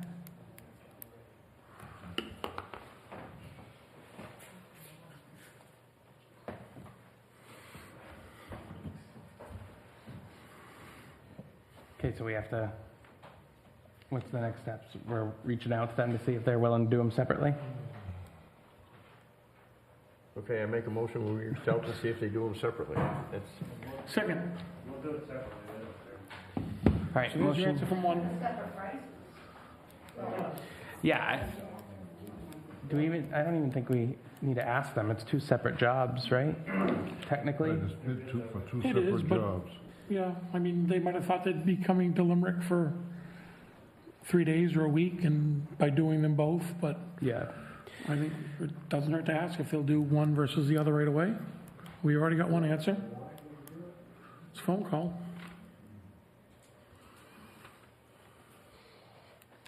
All right, well, there's a motion and a second. Any further discussion on reaching out and asking them if they're willing to do it separately? All those in favor?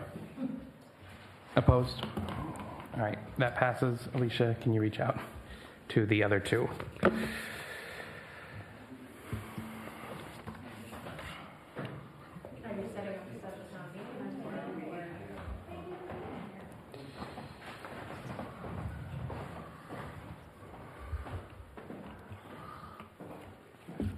We need 2 weeks to advertise special, well, we need to figure out where we're going to have a special town meeting. I wasn't here for the last one, but I heard it was not favorable by any means.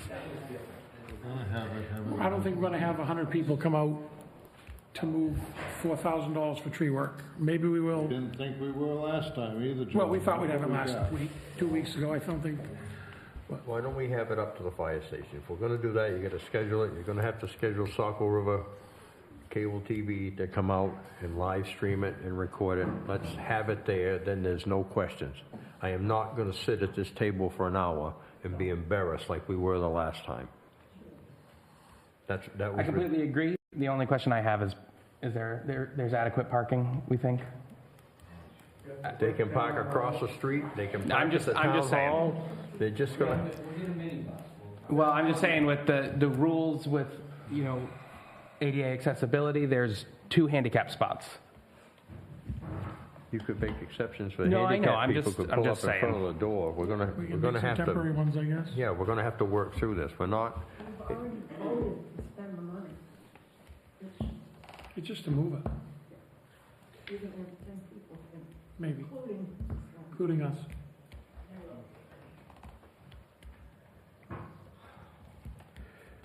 All right, so where do we want to have it? Do we want to have it here? Do we want to have it at the fire station? I say have it at the fire station. I'd say we have Okay, it. if somebody would make a motion to have it where they would like and a date, so we can get moving on this. I make a motion, we have it at the fire station. How long do we have to post it for? I don't, Because we have to get budget committee, town clerk and budget committee, we have to meet with the budget committee to get their recommendation. we gotta set a date, then we can contact Saco River. They need, I don't think we've reached out to They her need 2 normally weeks. before. I don't know, though.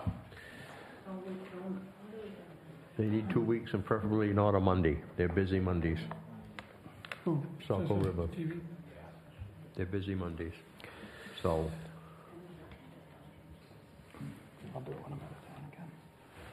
Why don't we amend the motion to the earliest possible date after discussions with the town clerk and Saco River TV? That way we can start dealing with it tomorrow and not even wait till next week. and the Budget Committee.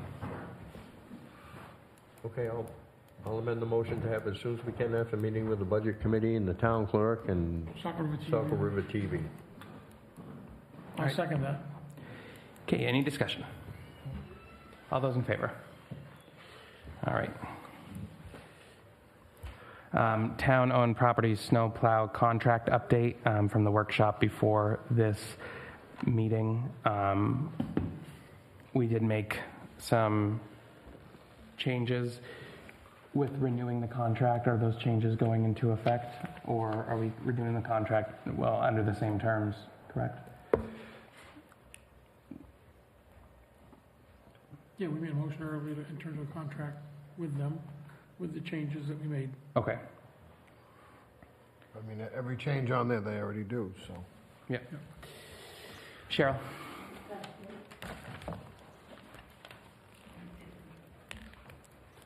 Last week, when you were saying that they was going to have the workshop before the selectmen's meeting this week, that it was open to the public and it was going to be videoed, which it was, both, and there would be no public comment from the, there would be no comments from the public. So when I come in late, I guess that was so I couldn't comment, but that's beside the point. When I come in late, everybody's chittering from the audience, giving opinions and stuff like that. How come? When did that change? I think with things like that, it's at the discretion of the board at the time of the meeting. Then that should be stated when you have the meeting, not that there will be no discussion from the audience. That's specifically what was said, and I thought that was kind of strange because there's always input, which is good. Yep. But when you say it isn't, and then it was. So. Okay, I've learned for next time. I guess if we're gonna have a public, if we're gonna have a special town meeting to move money, do we look at the report we got tonight? I mean, there's clearly other areas we need to find more money. I mean, we're overdrawn with the accountant, so we got to find more money to pay the accountant. I mean, that's one huge one. We've already spent 75% more than we budgeted. I don't know that we'll have that savings anywhere else. Do we want to, I guess it's probably too late tonight to make some decisions on that. But I guess if we find by next week we have some latitude time-wise and we get some of those questions answered, we should take a look at these, because if we're going to have to move money or raise and appropriate money, we might as well do it all at once. Or try to cut down on the special town meetings, because if not, we're going to have them every month. I mean, I don't know how EMA has spent 145% of their money with an $11,000 budget already in the first 4 months. I did have some questions about there's payroll on the fire EMS that says it's already over too, or that the budget was $500 or something dollars only. So we can review those and. Yeah. I have a simple question. Yes. Just started the new year, budget year. How did we spend 70% already, and how are we so overdrawn? These are the questions. Already? These are the questions that Julie talked about earlier, and she noticed some issues, and she's going to correct them and give us the corrected reports. And that's what Howard mentioned, that we don't want to see the reports until we have corrected numbers. Misleading. Correct. Totally misleading. So we don't really know what's in our accounts, period. We could have enough for the trees. We may not have No, the enough. trees, we know. The trees is correct, because we haven't spent any of it We yet. only have a certain amount. And it's only been certain amount Budgeted a certain budgeted, amount. and we haven't touched it, so. We it know was- that amount. It was budgeted correctly, it was entered in the accounts correctly, so that money is, We budgeted less than what the numbers are coming back at us.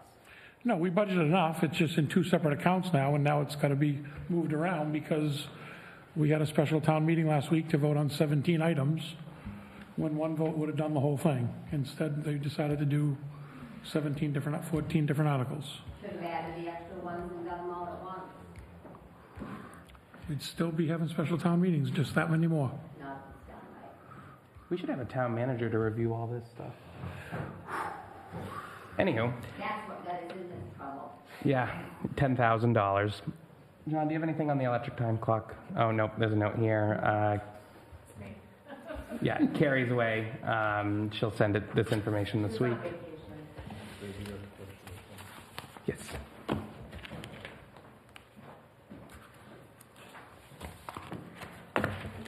is going back to contracts. I don't know whether you guys would be interested in your contracts to add, the town has the option to renew a contract up to like 3 years. So it might end, but then if they're doing a great job, you can extend it for another year up to like 3 years. By law, we can only do 1 year. Anything over 1 year has to be voted on by the people. Might consider it, though. Then you don't have I this. believe I would have to look, I think it's state law, Yeah, we used to do it on school contracts. different state. Well, still. No, it'd be fine, I agree with you. I just don't think we can do it legally here. Next is progress on the sale of the Moore Building. We do have an email from Ben, the conflict waiver. Do you think that was supposed to be me, or was that supposed to be Bernie, his name?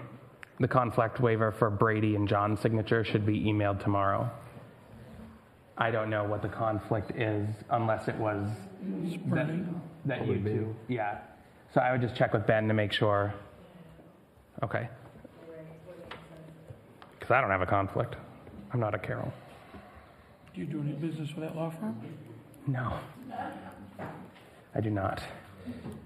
I don't do business with any law firm. Yet. Discussion of new attorney. We got one new scope of work. Do we all have copies of this, Alicia? We were all, yeah. This is an engagement agreement from Bergen Parkinson.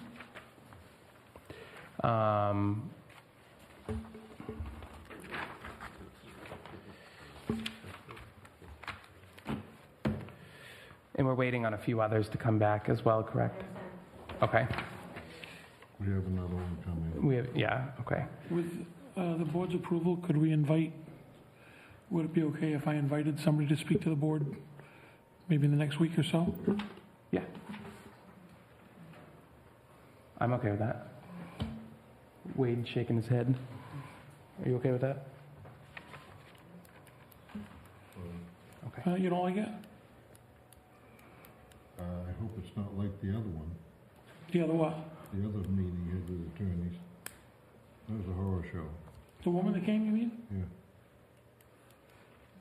I mean, if we're going to invite somebody in here, we better have some questions rather than sitting here and just looking at them.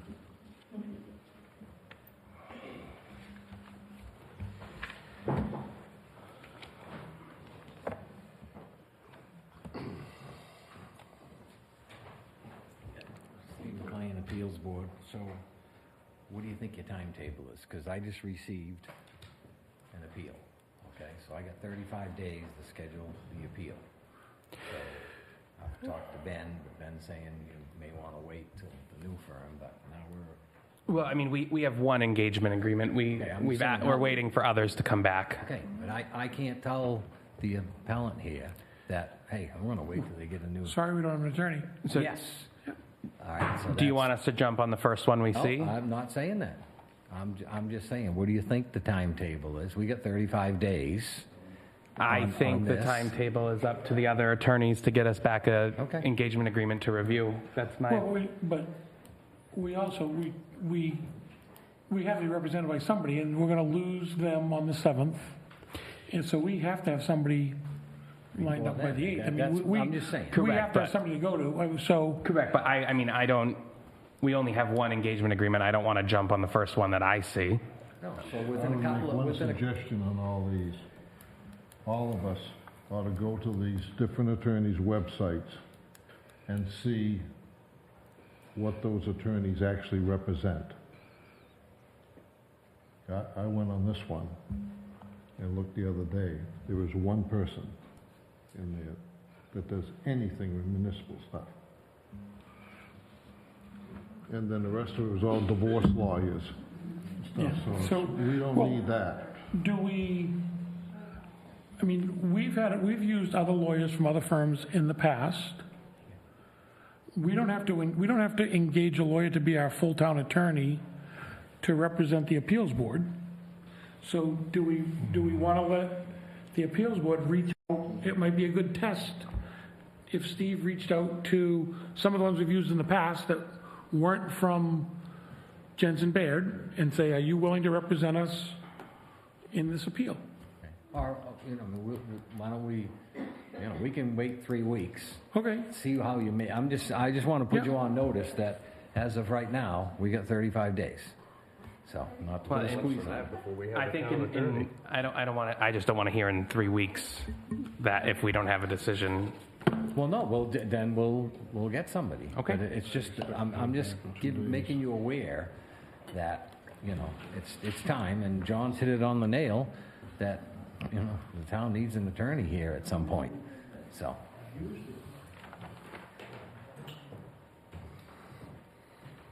Okay, so we're still waiting for more scopes to come back.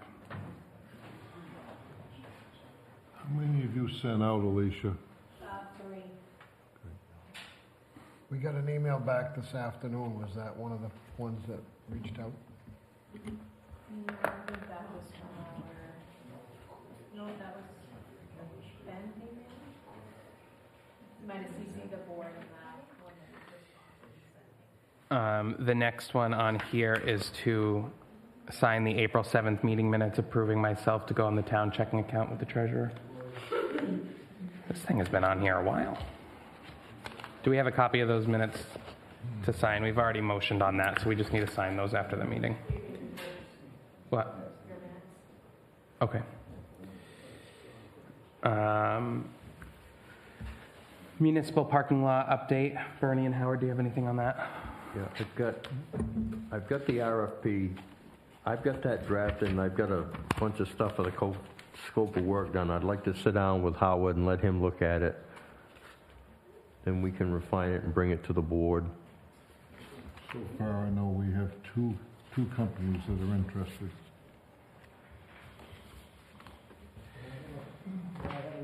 Yeah.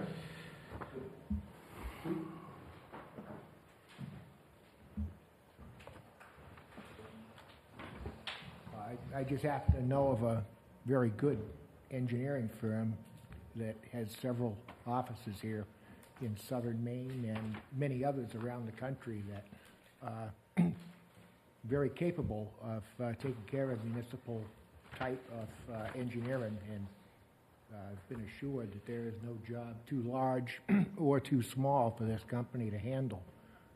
If I might give you guys the name, the name's Haley Ward. Who? Haley Ward. I'm familiar with the company. In fact, they've been noted as one of Maine's best employers.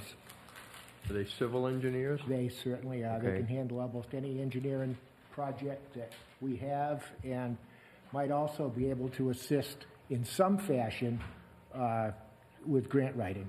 Either not necessarily doing the writing, but give us some insight into some other possibilities that we may not have explored up to this point. I highly recommend contacting that agency.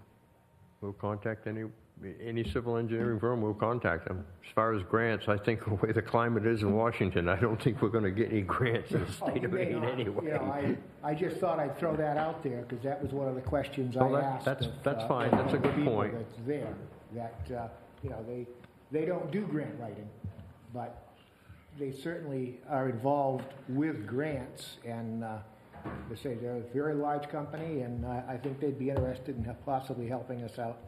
Yep, that's fine. So a couple people reached out to me and thought that we could engage a more than competent, larger contractor that does this type of work on a regular basis, where this is not that complicated, to come out and put together a plan to do it without spending $40,000 or $50,000 on an engineer. I was talking to an engineer this afternoon, and we got talking about stormwater, which is our primary problem up Yeah, here. you gotta retain it. Deal. And I mentioned that right now, everything's making its way down to Washington Street. And I asked him about if he's ever dealt with DOT, possibly tying into their system. And he said they do it all the time. So he says you have to deal with them and find out basically what the flow is down through here, which I obviously have no idea, but he said they do that kind of stuff. I know it's one, it's a name from Bernie knows the one I'm talking about. We talked about it, the first name to come up. I think we're gonna have to have an engineer, so you've got a set of specs. Yes. If you don't have the money to do it, then you put the thing in the file, you try to appropriate money, and you rebid it. You know, I'm sure there's some good contractors that can do it, but they're all gonna have their own ideas, and I think with something like this, we need a set of specs. This building requires 90 parking spaces due to our zoning ordinance. So they're gonna have to put some out back, and they're According gonna to our what? according to our zoning, this building requires 90 spaces. If it was built to new today. How'd the fire station get built with 6? They waived it. Because of the occupancy. The occupancy was different. This is a business occupancy. This is a business occupancy. Everybody comes here. I checked with Stan this morning and asked him, I wanted an idea. He said 90 spaces. Okay. You know, they're gonna have to do some work out back, and they're gonna have to do some work out front. Well, we don't have to meet the 90 requirement if we don't rebuild the building. It's not a new building. We're not doing a 50% renovation of the building. Because we're reworking the parking lot doesn't mean we need to come up with 90 spaces. I know, but you got to plan for the future here too. We're not. Yeah, absolutely. We're not planning ahead, and you have somebody come in And we're gonna build a parking lot. We're gonna pay an engineer and build a parking lot on our future.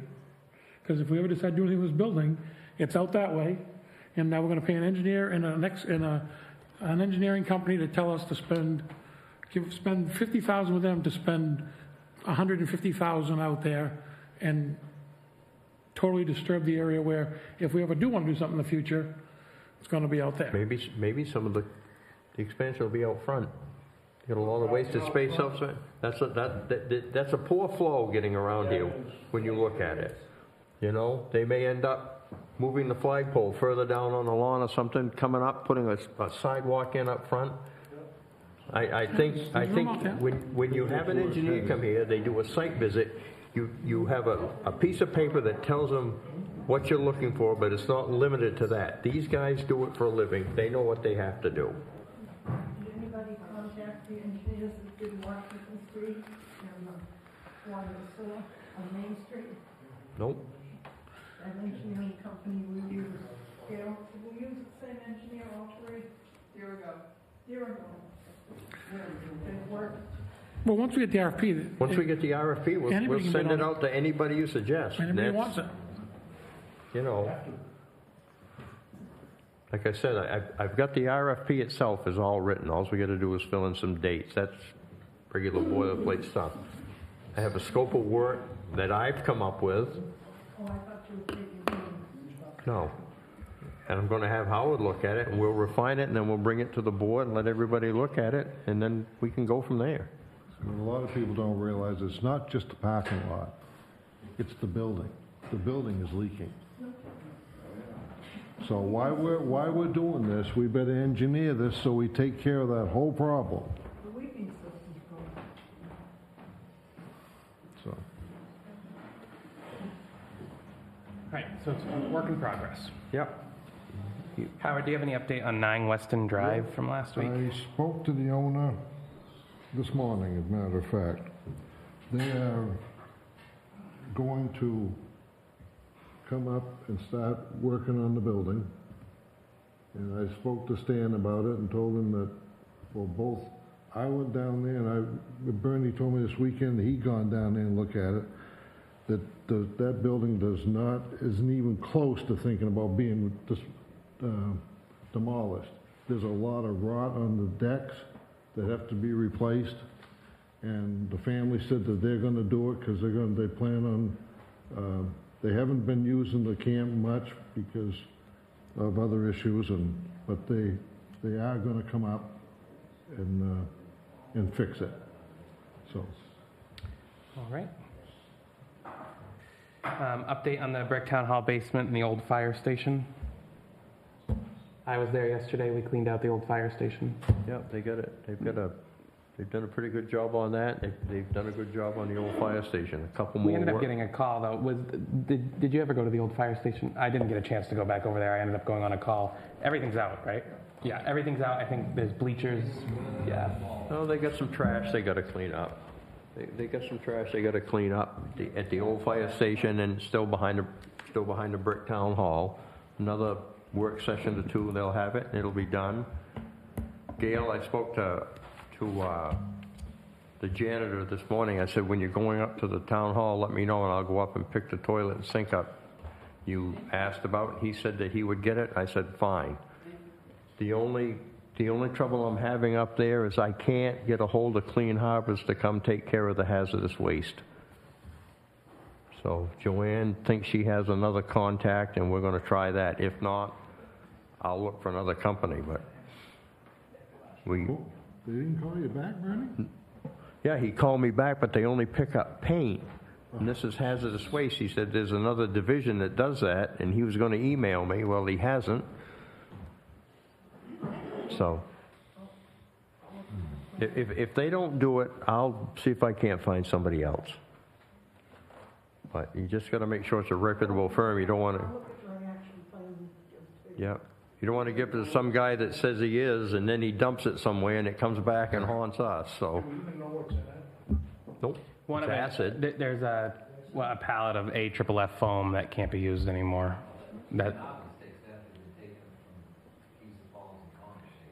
Yeah, I'm waiting for them to call me. That's what I'm waiting for. It's not the paint pickup one. It's the other guys.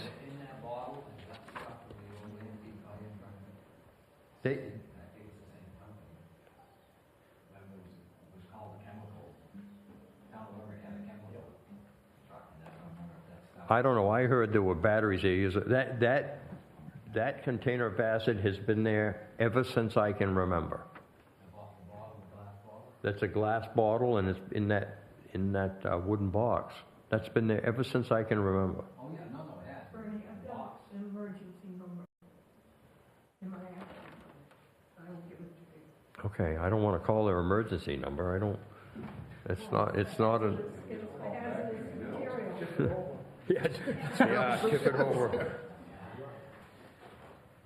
So anyway, that's where we stand. Other than that, they've made some good progress over there. It's coming good. Perfect. And I haven't spent any money yet either. That's even better. Down in the other room is the old scoreboard for the bingo. It says property of Dee Dee LePage. So I called Judy. Judy called Dee Dee and said just to get rid of it. That's still there. That's about 8 feet long. Joanne, you remember it? The balls are there. The top board and then the bottom electronic board would tell you what numbers. They got that thrown, they threw that out. Did they? All that stuff got thrown out. Well, it was there Sunday when we were cleaning up. Huh? It wasn't. That whole big scoreboard? Okay. It's not there. Well, I was right there with Tim and we called Judy and Dee Dee said let it go. Maybe there's two of them. Okay, it's right tucked against the corner. It says property of Dee Dee LePage. It was a bingo scoreboard? Yeah. Yeah. Not the ball games. No.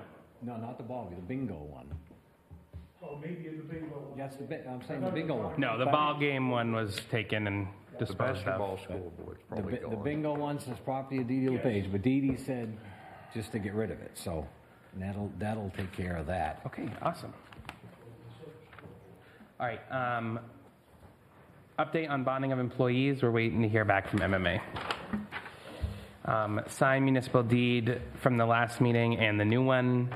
The last meeting, there was some confusion about if a deceased person had to be removed from the deed or not. The deceased person name has to stay on it, is the note that I have here. And we have a new deed as well. These are for back taxes being paid. So I will pass those down.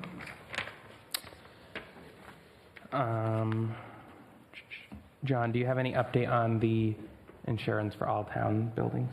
It's almost done. There was, Joanne sent some information I just saw tonight, to update her costs down there, and we'll get it sent to them in the next couple of days. All right, and discussion of the snowplow contractor. I know that was a conversation over the last couple weeks. Is there any recommendations from the board? Is there any updates? I was out of town for the last storm, so I do not know how it looked. So I don't know if the town wants to talk, if it... Well, there was some correspondence over the last 2 or 3 days, and did we receive an email from anybody that said that they were using stone dust? Where did that come from? I went down and looked at it. Well, I went down this afternoon when I saw it, and there's 3 samples. If you reach your hand inside the pile, it's all sand. By God, it wasn't when I went down and Well, looked by at it. God, it is. I'm gonna put this in my play box.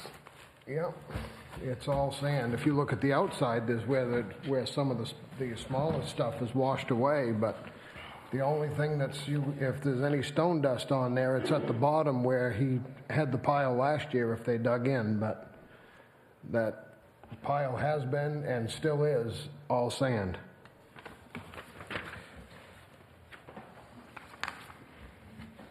So what's the bottom line? Okay, he did what he got paid for the last storm, so do we start the process all over again? I guess that's why I asked to have this put on. I don't know what it looked like after I sent that, or we sent that letter. I wasn't here for that next plowable event. They did just what they were supposed to do. The storm they had before this, the roads were fine. Okay. They were fine. So does that mean you go for breach of contract again, you send him another letter, and he has another plowable storm to make it right? I don't know. I'm asking a question. I think so, yes.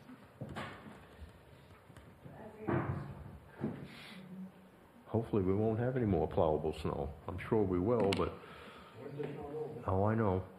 Winter's not over, and there's another year of the contract. Bite your tongue, it's over. I was at last storm, I was out at 6:30 in the morning. There wasn't anything plowed going down Burnham Road or the Range Road. And actually up around Emery Conner there wasn't. And it was a mess. I just wasn't don't think out, so. he didn't get out when he was supposed to, and if I had my way, I'd just say, call the contract and be done with it. I hate when people even use this as an excuse, but I think this storm, it's warranted. Every road at 7 to 7:30 was horrible, including Route 11, Route 5, all the way to Waterboro, all the back roads, 160. Our roads were not good, but so were every other road, including the state roads. I mean, they didn't come out. So I'm not saying, like I said, I don't like when people use that as an excuse, because we pay to have our roads taken care of, but I was out from 7 o'clock till 9 o'clock in Leamington, Hollis, Waterboro, made a big circle. There was no road better than the other or worse. And in my driving around Limerick, they were out. I did pass 4 different trucks. So whether it came on too soon, too quick for everybody, I don't know. Whether it was just people thinking it was going to stop at, I mean, I looked at my phone, it said it was going to stop at 8 o'clock.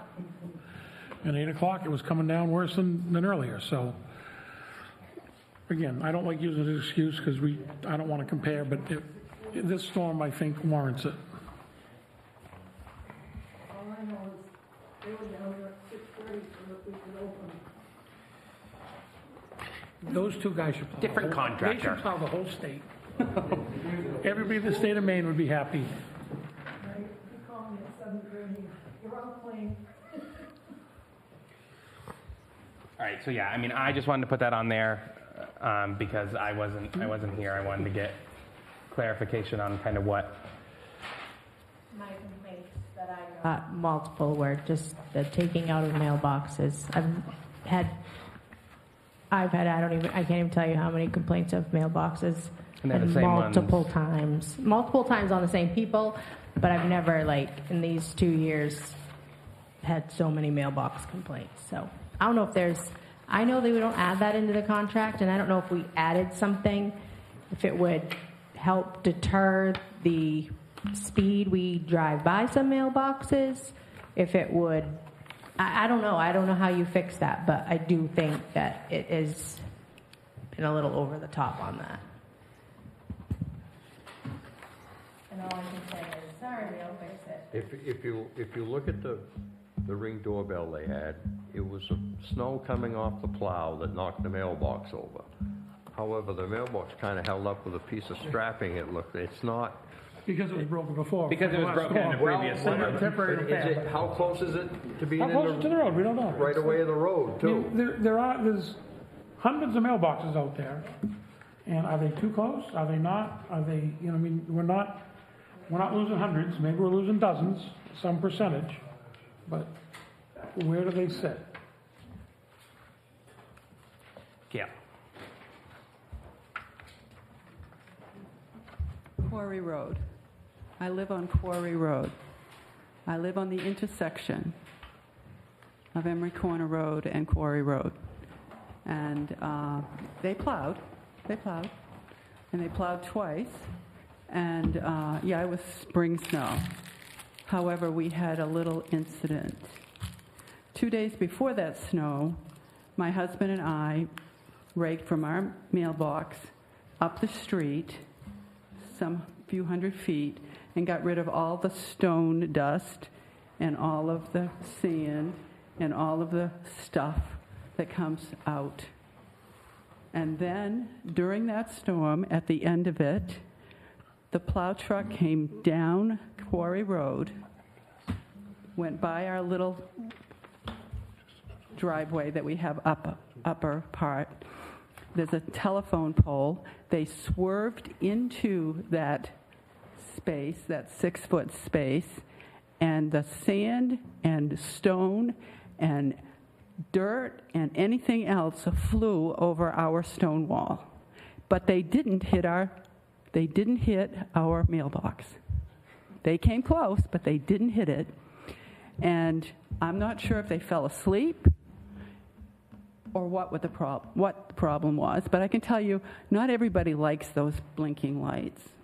I'm just saying. And we've had one incident where we saw them blow through the red lights, the red stop sign this week. So that's the Quarry Road report. Thank you. Sure. Would we consider, I know when we go into the next contract, we certainly have some things to change, but would we consider negotiating with this contractor that the town buy the salt and whatever scratchy earthen material they want to put down with it, and whatever name they want to call it? Every other contract in every other town, that's the way it's done. So And we can say, use it all. Use it all. Use it. I mean, that's, when towns are bare roads and ours aren't, it's because they're going out with straight salt and because the town's paying for it. And it's available to them. And our contract calls for a teaspoon of salt in with a big bucket of sand. So even if God forbid this guy met that contract requirement, if you look at the amount of salt, we pay for this, we get the bills for the salt. So we see the amount of salt that's coming through. If it was figured out the amount of salt to the amount of sand, they could probably, by the letter of the contract, buy half of what they're buying. And, every other town provides the salt and sand. It's a good discussion for next contract, but we got to finish this contract. Well, not necessarily. We can negotiate with a contractor and say, we want to have us now buy all the salt and all the sand, and you put it down till we tell you to stop. For next year. We do addendums to contract every day of the week. As long as both parties agree. Like yours, like Ricky's that ran out, we re-signed it for another year, right? The fire station, yeah. We added it on for the fire station. You're adding free salt to the contract. Well, I'm not saying we give it to him. There has to be some negotiation that the number comes down. He's going to have to decrease his payment. Right. Yeah, I'm not saying we just give him free salt and sand. No. I don't say we keep, no. We don't keep the price the same. The price has got to come down because. But John, how do we know how much he's paying for the sand in the contract? How much he's paying for the sand? In the contract. We don't know what he's paying for sand. All right. I mean, I don't know how you're going to negotiate that. I think Easy to find out how much they charge for sand. I mean, You you just can- go you down can- and ask Let this them. contract run out, and then that's something. Everybody's the You got same one price more down year. there now. But back to what you were saying, John, about the roads, okay? My thing I'm gonna say is, the contract states that you're out at the beginning of the storm, plow continuously till the roads are clear, okay? Clearly, this weekend it was not done, okay? We got called out for the accident, and nobody was out, okay? These guys had done School Street, back and forth on School Street. Fire truck ambulance was able to get out, right? It wasn't. You went by us at some point in time out on 160, okay? But Not me. at 7:30, an hour into it, the first truck came by, okay? I'm just saying, I mean, if they had been out there, that's one thing. Didn't have enough guys, that's one, you know. We've gone through it, but, you know, it's sad to see a contractor that had the accident lose everything he's got. All right, it was just nobody out there. When they're out there, and I don't care. We can argue they didn't put enough sand, too much sand, whatever. But when no one's out there, that's the difference. You know what I mean? So it just, no one thought it was going to happen. All right, we all figured spring was over. I mean, I got calls for 3 weeks saying it's over, and then miraculously we got 3 inches of wet, nasty crap, and that was it. So. You know, I just think that's, you know, you got to say, hey, if you're supposed to be out there, was there any pre-sanding done? They predicted the storm, right? The contract says he pre-did the last storm before. You know what I mean? He was out, so I think it was a big lapse on this one here, and luckily it wasn't a death. Would he negotiate to opt out of that contract? What was the question? Can I ask him? I mean, the money's already appropriated for the 3rd year in his contract, correct? No. It isn't? He's got a contract, but if it doesn't get passed at town meeting, we can't pay him. Can you just vote on that? We voted to go through the end of 2025. Yeah, now we got to get him through, I mean, he's got to get through the end of next year. So he's got to go through another vote. You voted for 3 months of Well, for 3, yeah, when we can pay the first 3 months, yes. So if he opts out of it, you take that money you've already had, you know the price is going to go up anyway. I thought I was done with this for the year, but I guess here we are.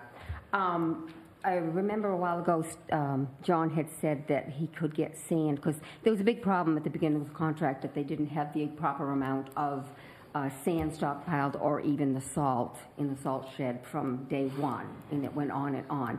But also, John had stated one time that, Allstate is there, and they, you know, he can get sand, he can get everything. Well, as far as I know, could be wrong, but as far as I know, Allstate doesn't sell anything but stone dust. So that's what he's got. That's fine. This is the pile, that was what was delivered, that's what's been there all winter. Yeah, it probably has been there all winter because he had the stone dust brought in. I'm just making observation of what I've been seeing, I have with my own eyes and been told. And then I I know the sidewalks haven't been brought up this time, but I'm here. This will be my ending. I was going south on Washington during the storm, and on the corner by Mary Ann Manor, right there by that, their road comes out. Now, I was going south, and this red truck comes riding up the sidewalk with a V-plow right at me, and luckily I swerved quick enough, but I was just kind of shocked that they were plowing the sidewalks with a snowplow in a one-ton. But just FYI, he didn't hit me, we're good.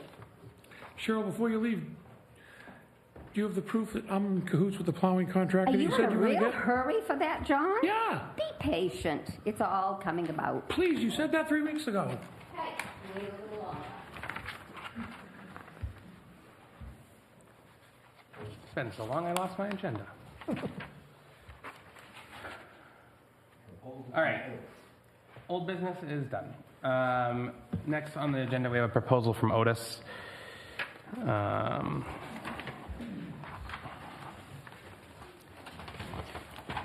They give us a lot of proposals. Otis proposes to provide 2 mechanics to change the oil on the hydraulic elevator lines and power the unit with new hydraulic oil. New oil aids in the pressurized system that allows the elevator to move up and down in the hoistway.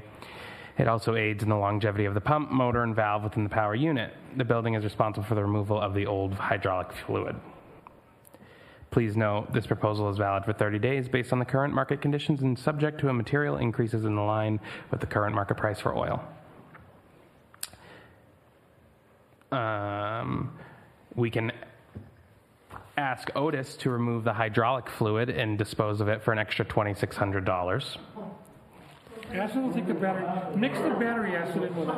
Yeah. Mix the battery acid in with it. Can you, can you spill that in the brick? It's good. Anyhow, number of units, there's 1 elevator in this building. The total to swap out the hydraulic oil is $9,750. How many gallons? 30, I thought I read. No, 2,600, option, I want Otis to remove the hydraulic fluid for an additional $2,600 per unit. Yes or no? No.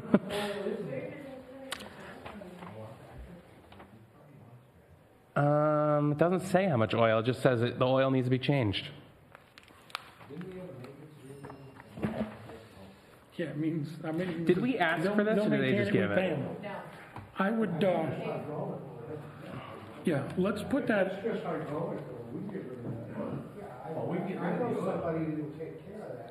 I can change the oil. Can you change it? No, we don't need to pay them to get rid of it. If they'll put it in the old buckets. Oh, no, I wouldn't How let much them. is it to change it, to not finally get rid of it? $9,750. Without getting rid of it? Yeah, getting rid of it and it's additional $2,600. We gotta see if it'll last another year and put it in next year's budget. We don't have the money for it. Does that have to be charged every year? Yeah, I would like to more. I don't think, I've never heard of it being done. I've never heard of that in any of my buildings being done. Call Pine State. Have Pine State give an estimate on it. The elevator? Yeah. We're talking about does it have to be changed? I would assume eventually, but Why don't we check with another, I mean, I know the elevator is an Otis elevator, but there's gotta be, like Pine Brady said, State. Pine State Pine elevator. State put the one in at the station. I mean, do they work on Otis elevator? And this company is like, they don't care. Pine State will work on it. If we're not, we should maybe check that around. I mean, I know we got $7,000 in the budget for the elevator. What's it for? Do you remember, wasn't that was something, some electronic switch they were going to change to get us into the 20th century? No, they have a new one. We don't have a maintenance program with them that covers it. They get inspected once a year, I They believe. inspect it once a year, that's all we have them. Yeah, let's, I know it's been at least 4 years, so I've been here. so let's check with We'll Pine check State. with Pine State. And see what they can do, and I wouldn't. Have Pine State look at it. Yeah. All right, next is appointments for the Revitalization Committee. Gail, do you have something on this? No, get your list of people interested in serving. Okay.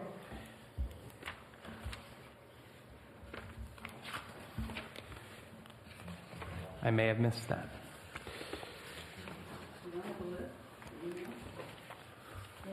Email me the list? I do not have a list.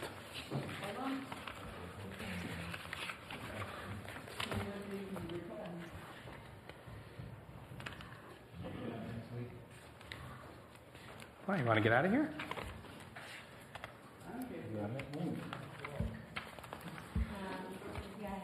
Yeah, well, we can just do that for next week. I will open it to hearing of citizens. Lisa.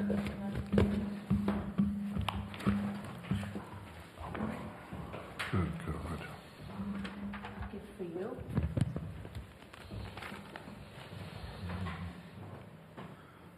I've given you the signatures for recall papers on Julie Giles. Requirement was 153 votes, and we got 164 signatures. I have the printout if you want the rules and how it's processed if you want. You guys will send it to Dee Dee, then she verifies the signatures, brings it back to you, and you guys set the special town meeting. At least 30 days, no more than 90. But I'll give you these. I copied them for you. Thank you.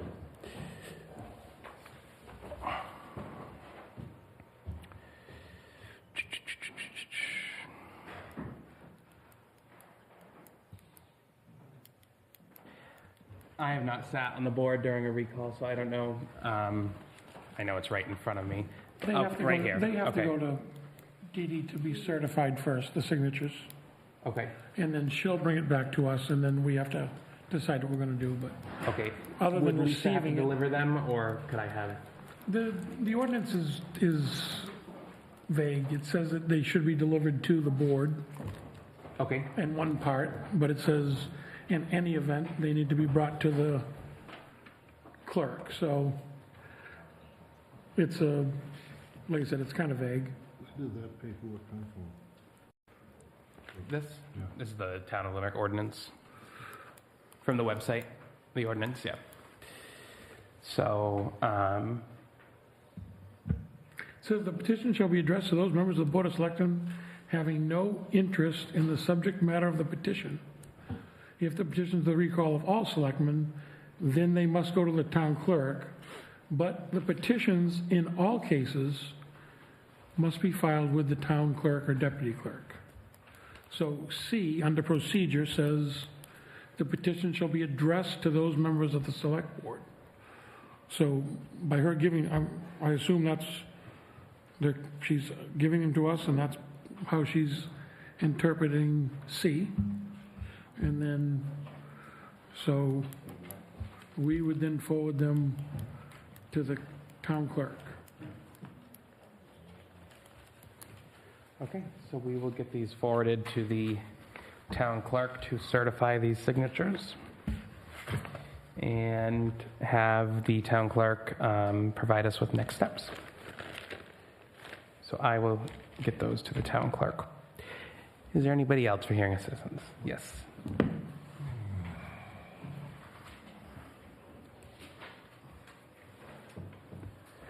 I'd like to provide you all with a copy of this letter, which I received.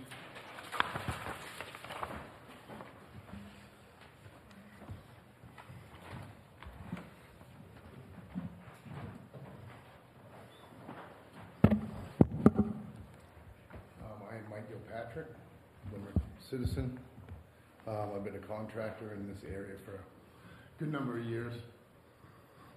I'm also a code officer in Waterboro, for those of you that do not know me.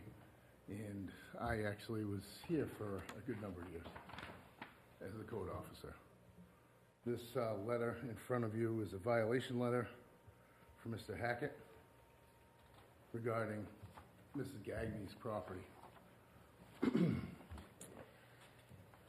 This violation states that I am the general contractor at this particular job, which is not the case. I'm a friend of Mrs. Gagne's. She, unfortunately, she fell victim to the reason why we're trying to license contractors here in the state of Maine. She hired a gentleman, he jacked her camp, put a foundation underneath it, in contact with Mr. Hackett this whole time, and of course, he took off with the money. Didn't finish the job. So at that point, I told Michelle that I would help her. There's a number of violations here. As you read down through this letter, I want you to realize that this is a pretty open and shut case of defamation of character here. If I were to have actually been guilty of these violations that Mr. Hackett is alleging, that is a direct violation of the code of ethics that you swear as a code officer. In this letter, he claims that I'm the general contractor once again. He also claims that I am responsible for a direct shoreline violation, which I had no involvement in, other than trying to help Mrs. Gagne rectify the situation. Mr. Hackett also claims that she didn't intend on her original permit approval to finish the basement of this dwelling, which has been the plan since Jump Street, as far as I'm concerned. So I helped her apply for a permit to rectify this violation once again. So we applied through the code office. Just actually obtained the permit, the building permit today. There's also in this, another violation is there's a substantial shoreline violation of the retaining wall, a bunch of excavation done within the 65-foot mark of the high water mark. That necessitates a permit by rule. The previous contractor did not apply for that. Mrs. Gagne is unfortunately the victim, once again, of why we're trying to license contractors. So we're in the process of working through the permit by rule, trying to rectify this situation for her. And when she applied originally to put the foundation underneath the camp, Mr. Hackett told her that the existing cesspool would be adequate to reuse. When I came onto the situation, I informed Mrs. Gagne that in no way, shape, and form is the case. There were two camps sharing this one cesspool, but it still was working, so under the subsurface rules, you're allowed to utilize it until it actually fails. But there's also a condition in the real estate end of things that you have 365 days to replace or have the septic system evaluated should there be a change in use, such as Mrs. Gagne, or the property changes hands. That's a state law. So, with that being said, Mr. Hackett alleged that I installed a septic tank without a permit, which is not the case. I had no involvement in that. What I did do is, what I would say is the right thing to do. We wanted to originally put in a tank for a holding tank and then have Mr. Gardner design an adequate system to supply this change of use dwelling.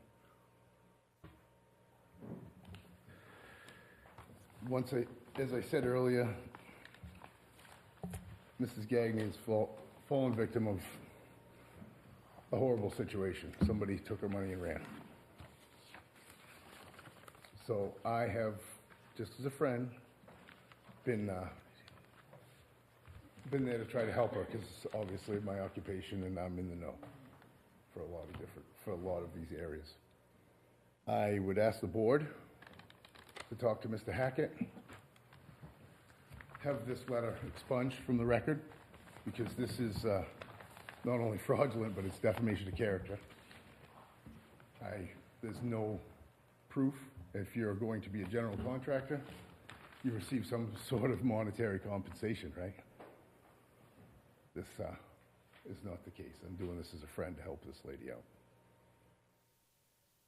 But there's a pretty good case for defamation of character here because this could affect my livelihood. If this goes to the state,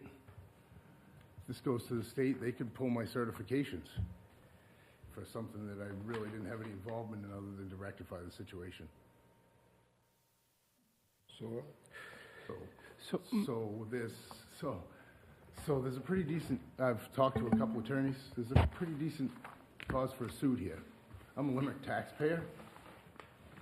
I really don't want to go that route. But in the event that this does make it to the state level and I lose my job over it, you can rest assured that I'll begin legal action.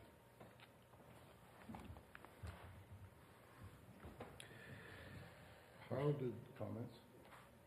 just one question, how did Stan realize that you were a general contractor in this whole thing? Well, he didn't come to that realization. He did not come to that realization. I had a couple of telephone conversations with him about installing a tank because we were in the middle of winter at that time. So my plan was to install a 1,000-gallon septic tank with a pump station. It's called the combination tank.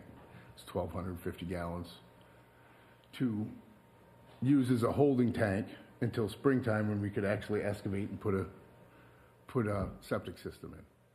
The permit has been pulled for the septic system. Ken's got the design.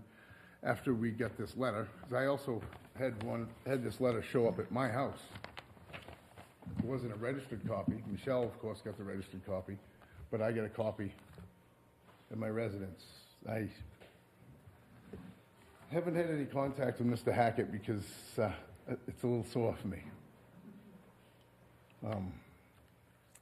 So I thought it was only appropriate that I come and notify the board what is actually going on here. Is there any record of who reported this? There were some telephone conversations between Mr. Hackett and myself, notifying him of what was really going on there. There was no sediment erosion control. There was a lot of things at this particular job site that were going awry. I can't really stand up here and tell you what I honestly think of the previous contractor because I'm on TV. If anybody wants to talk to me after, I'll gladly tell you exactly what. I take it this is somebody out of town? Yes, yep. It's a gentleman from the Baldwin area. Okay. And he did quite a number. He did quite a number on this. So we also procured the building permit today. I'd like to ask the board when the last time that they actually approved a fee schedule for the code enforcement office. Do you remember? If I recall, it's been since I've lived in town, which I moved here in 2022, and it was on a town vote, I want to say. I think it was November of 2023, because I was in Arizona when that vote passed. I think it was the same vote as the fire station. So if you were to go on the internet and Google the town of Limerick's fee schedule, you come up with something that was in effect as of January 6, 2025. I don't know if the board is aware of it or not, but you cannot adjust the fee schedule without vote of the legislative body. Today, she procured her permit, and I'm not sure what fee schedule he used, but she was charged $759 to finish the basement and remodel her camp. The current fee schedule that was approved, it looks like, may have been approved in 2023. She should have been charged $215.04 for the 968 square foot that she's remodeling, and a $50 fee for finishing the basement. I'm sorry, a $100 fee for finishing the basement. This is a total of $314. There's quite a discrepancy there. So what fee schedule are we using?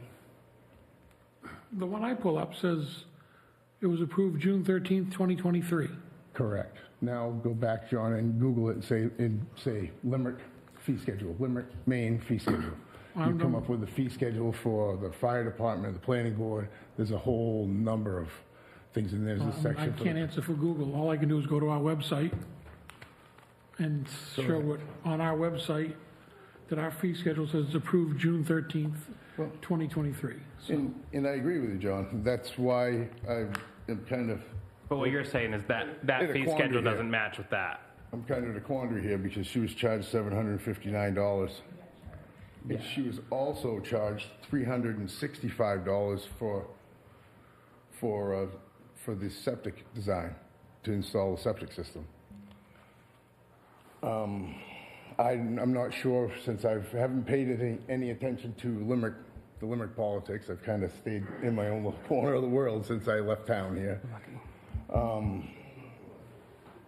But that's an extra $100. Without any variances or any special things, it's $265, $250 for the town, $15 for the state.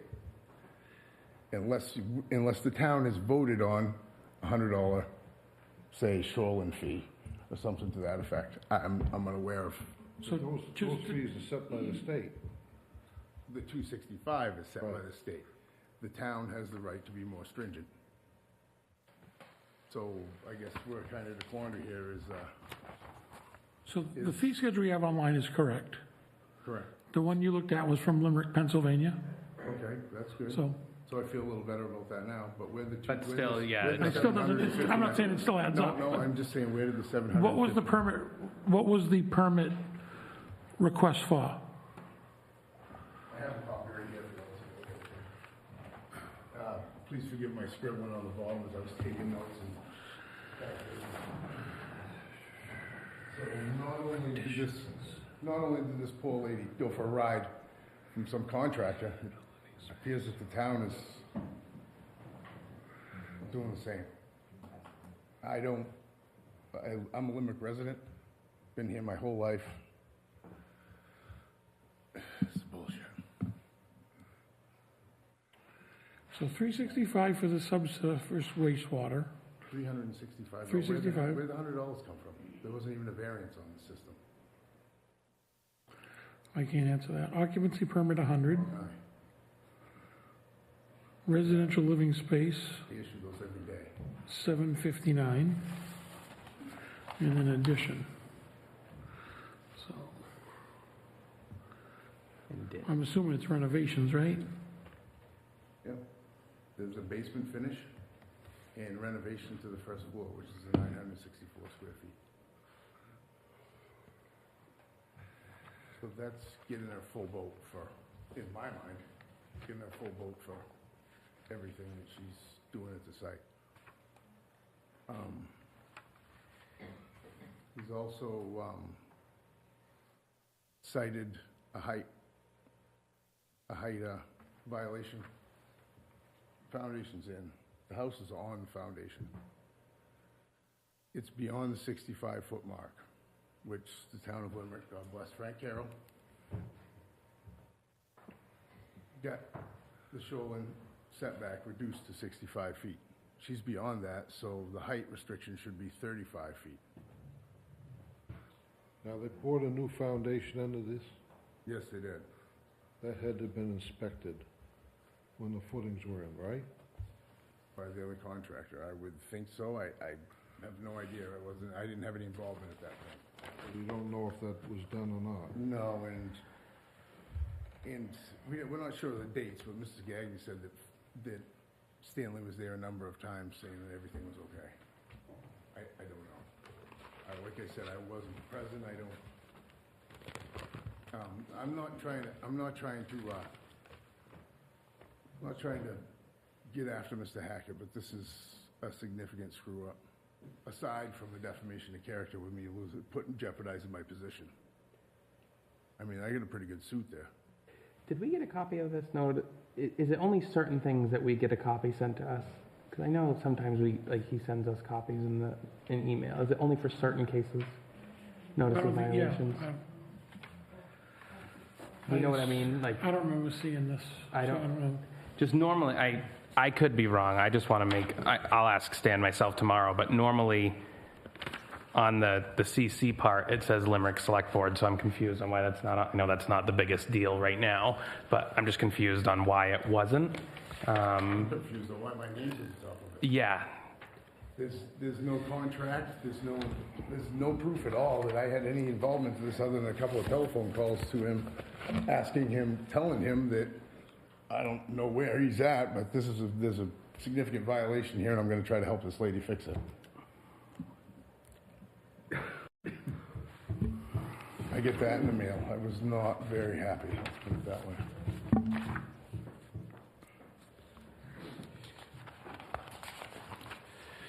The part that scares me is that I have an excellent suit here.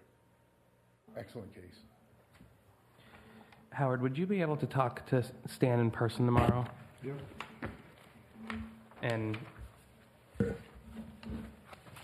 I just don't know if I'd be able to get him on the phone.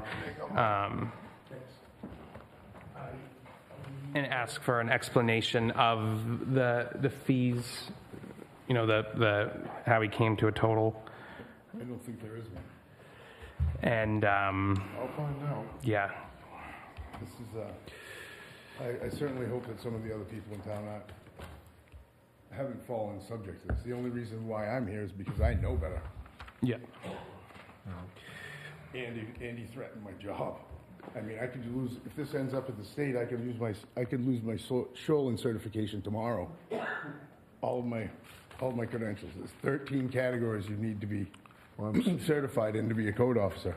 I'm seeing that all this is being copied to Maine DEP, the Attorney General's Office, the District Attorney's Office, and the State of Maine Electrical Examining Board.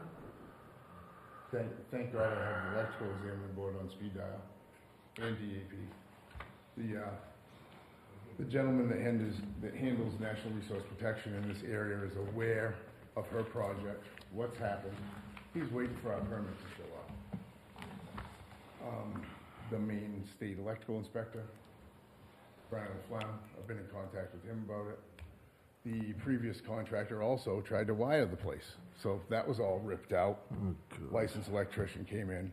He's waiting to hear from the electrician because, to be honest with you, residential work, unless Stanley is a licensed electrician, he has no right to inspect or issue permits.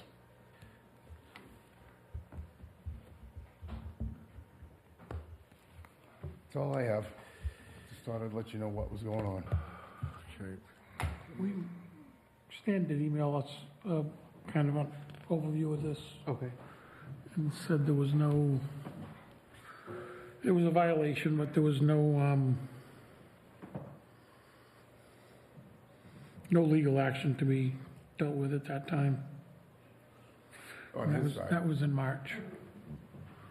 March 26th? March 19th. Thank you. Have a good evening.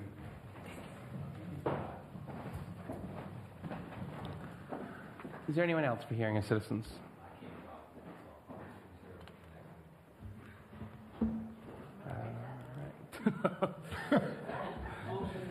All right, I see no one else. I look for a motion to adjourn. So moved. Come on, guys. Any discussion? All in favor? Thank you. Got anything else to say?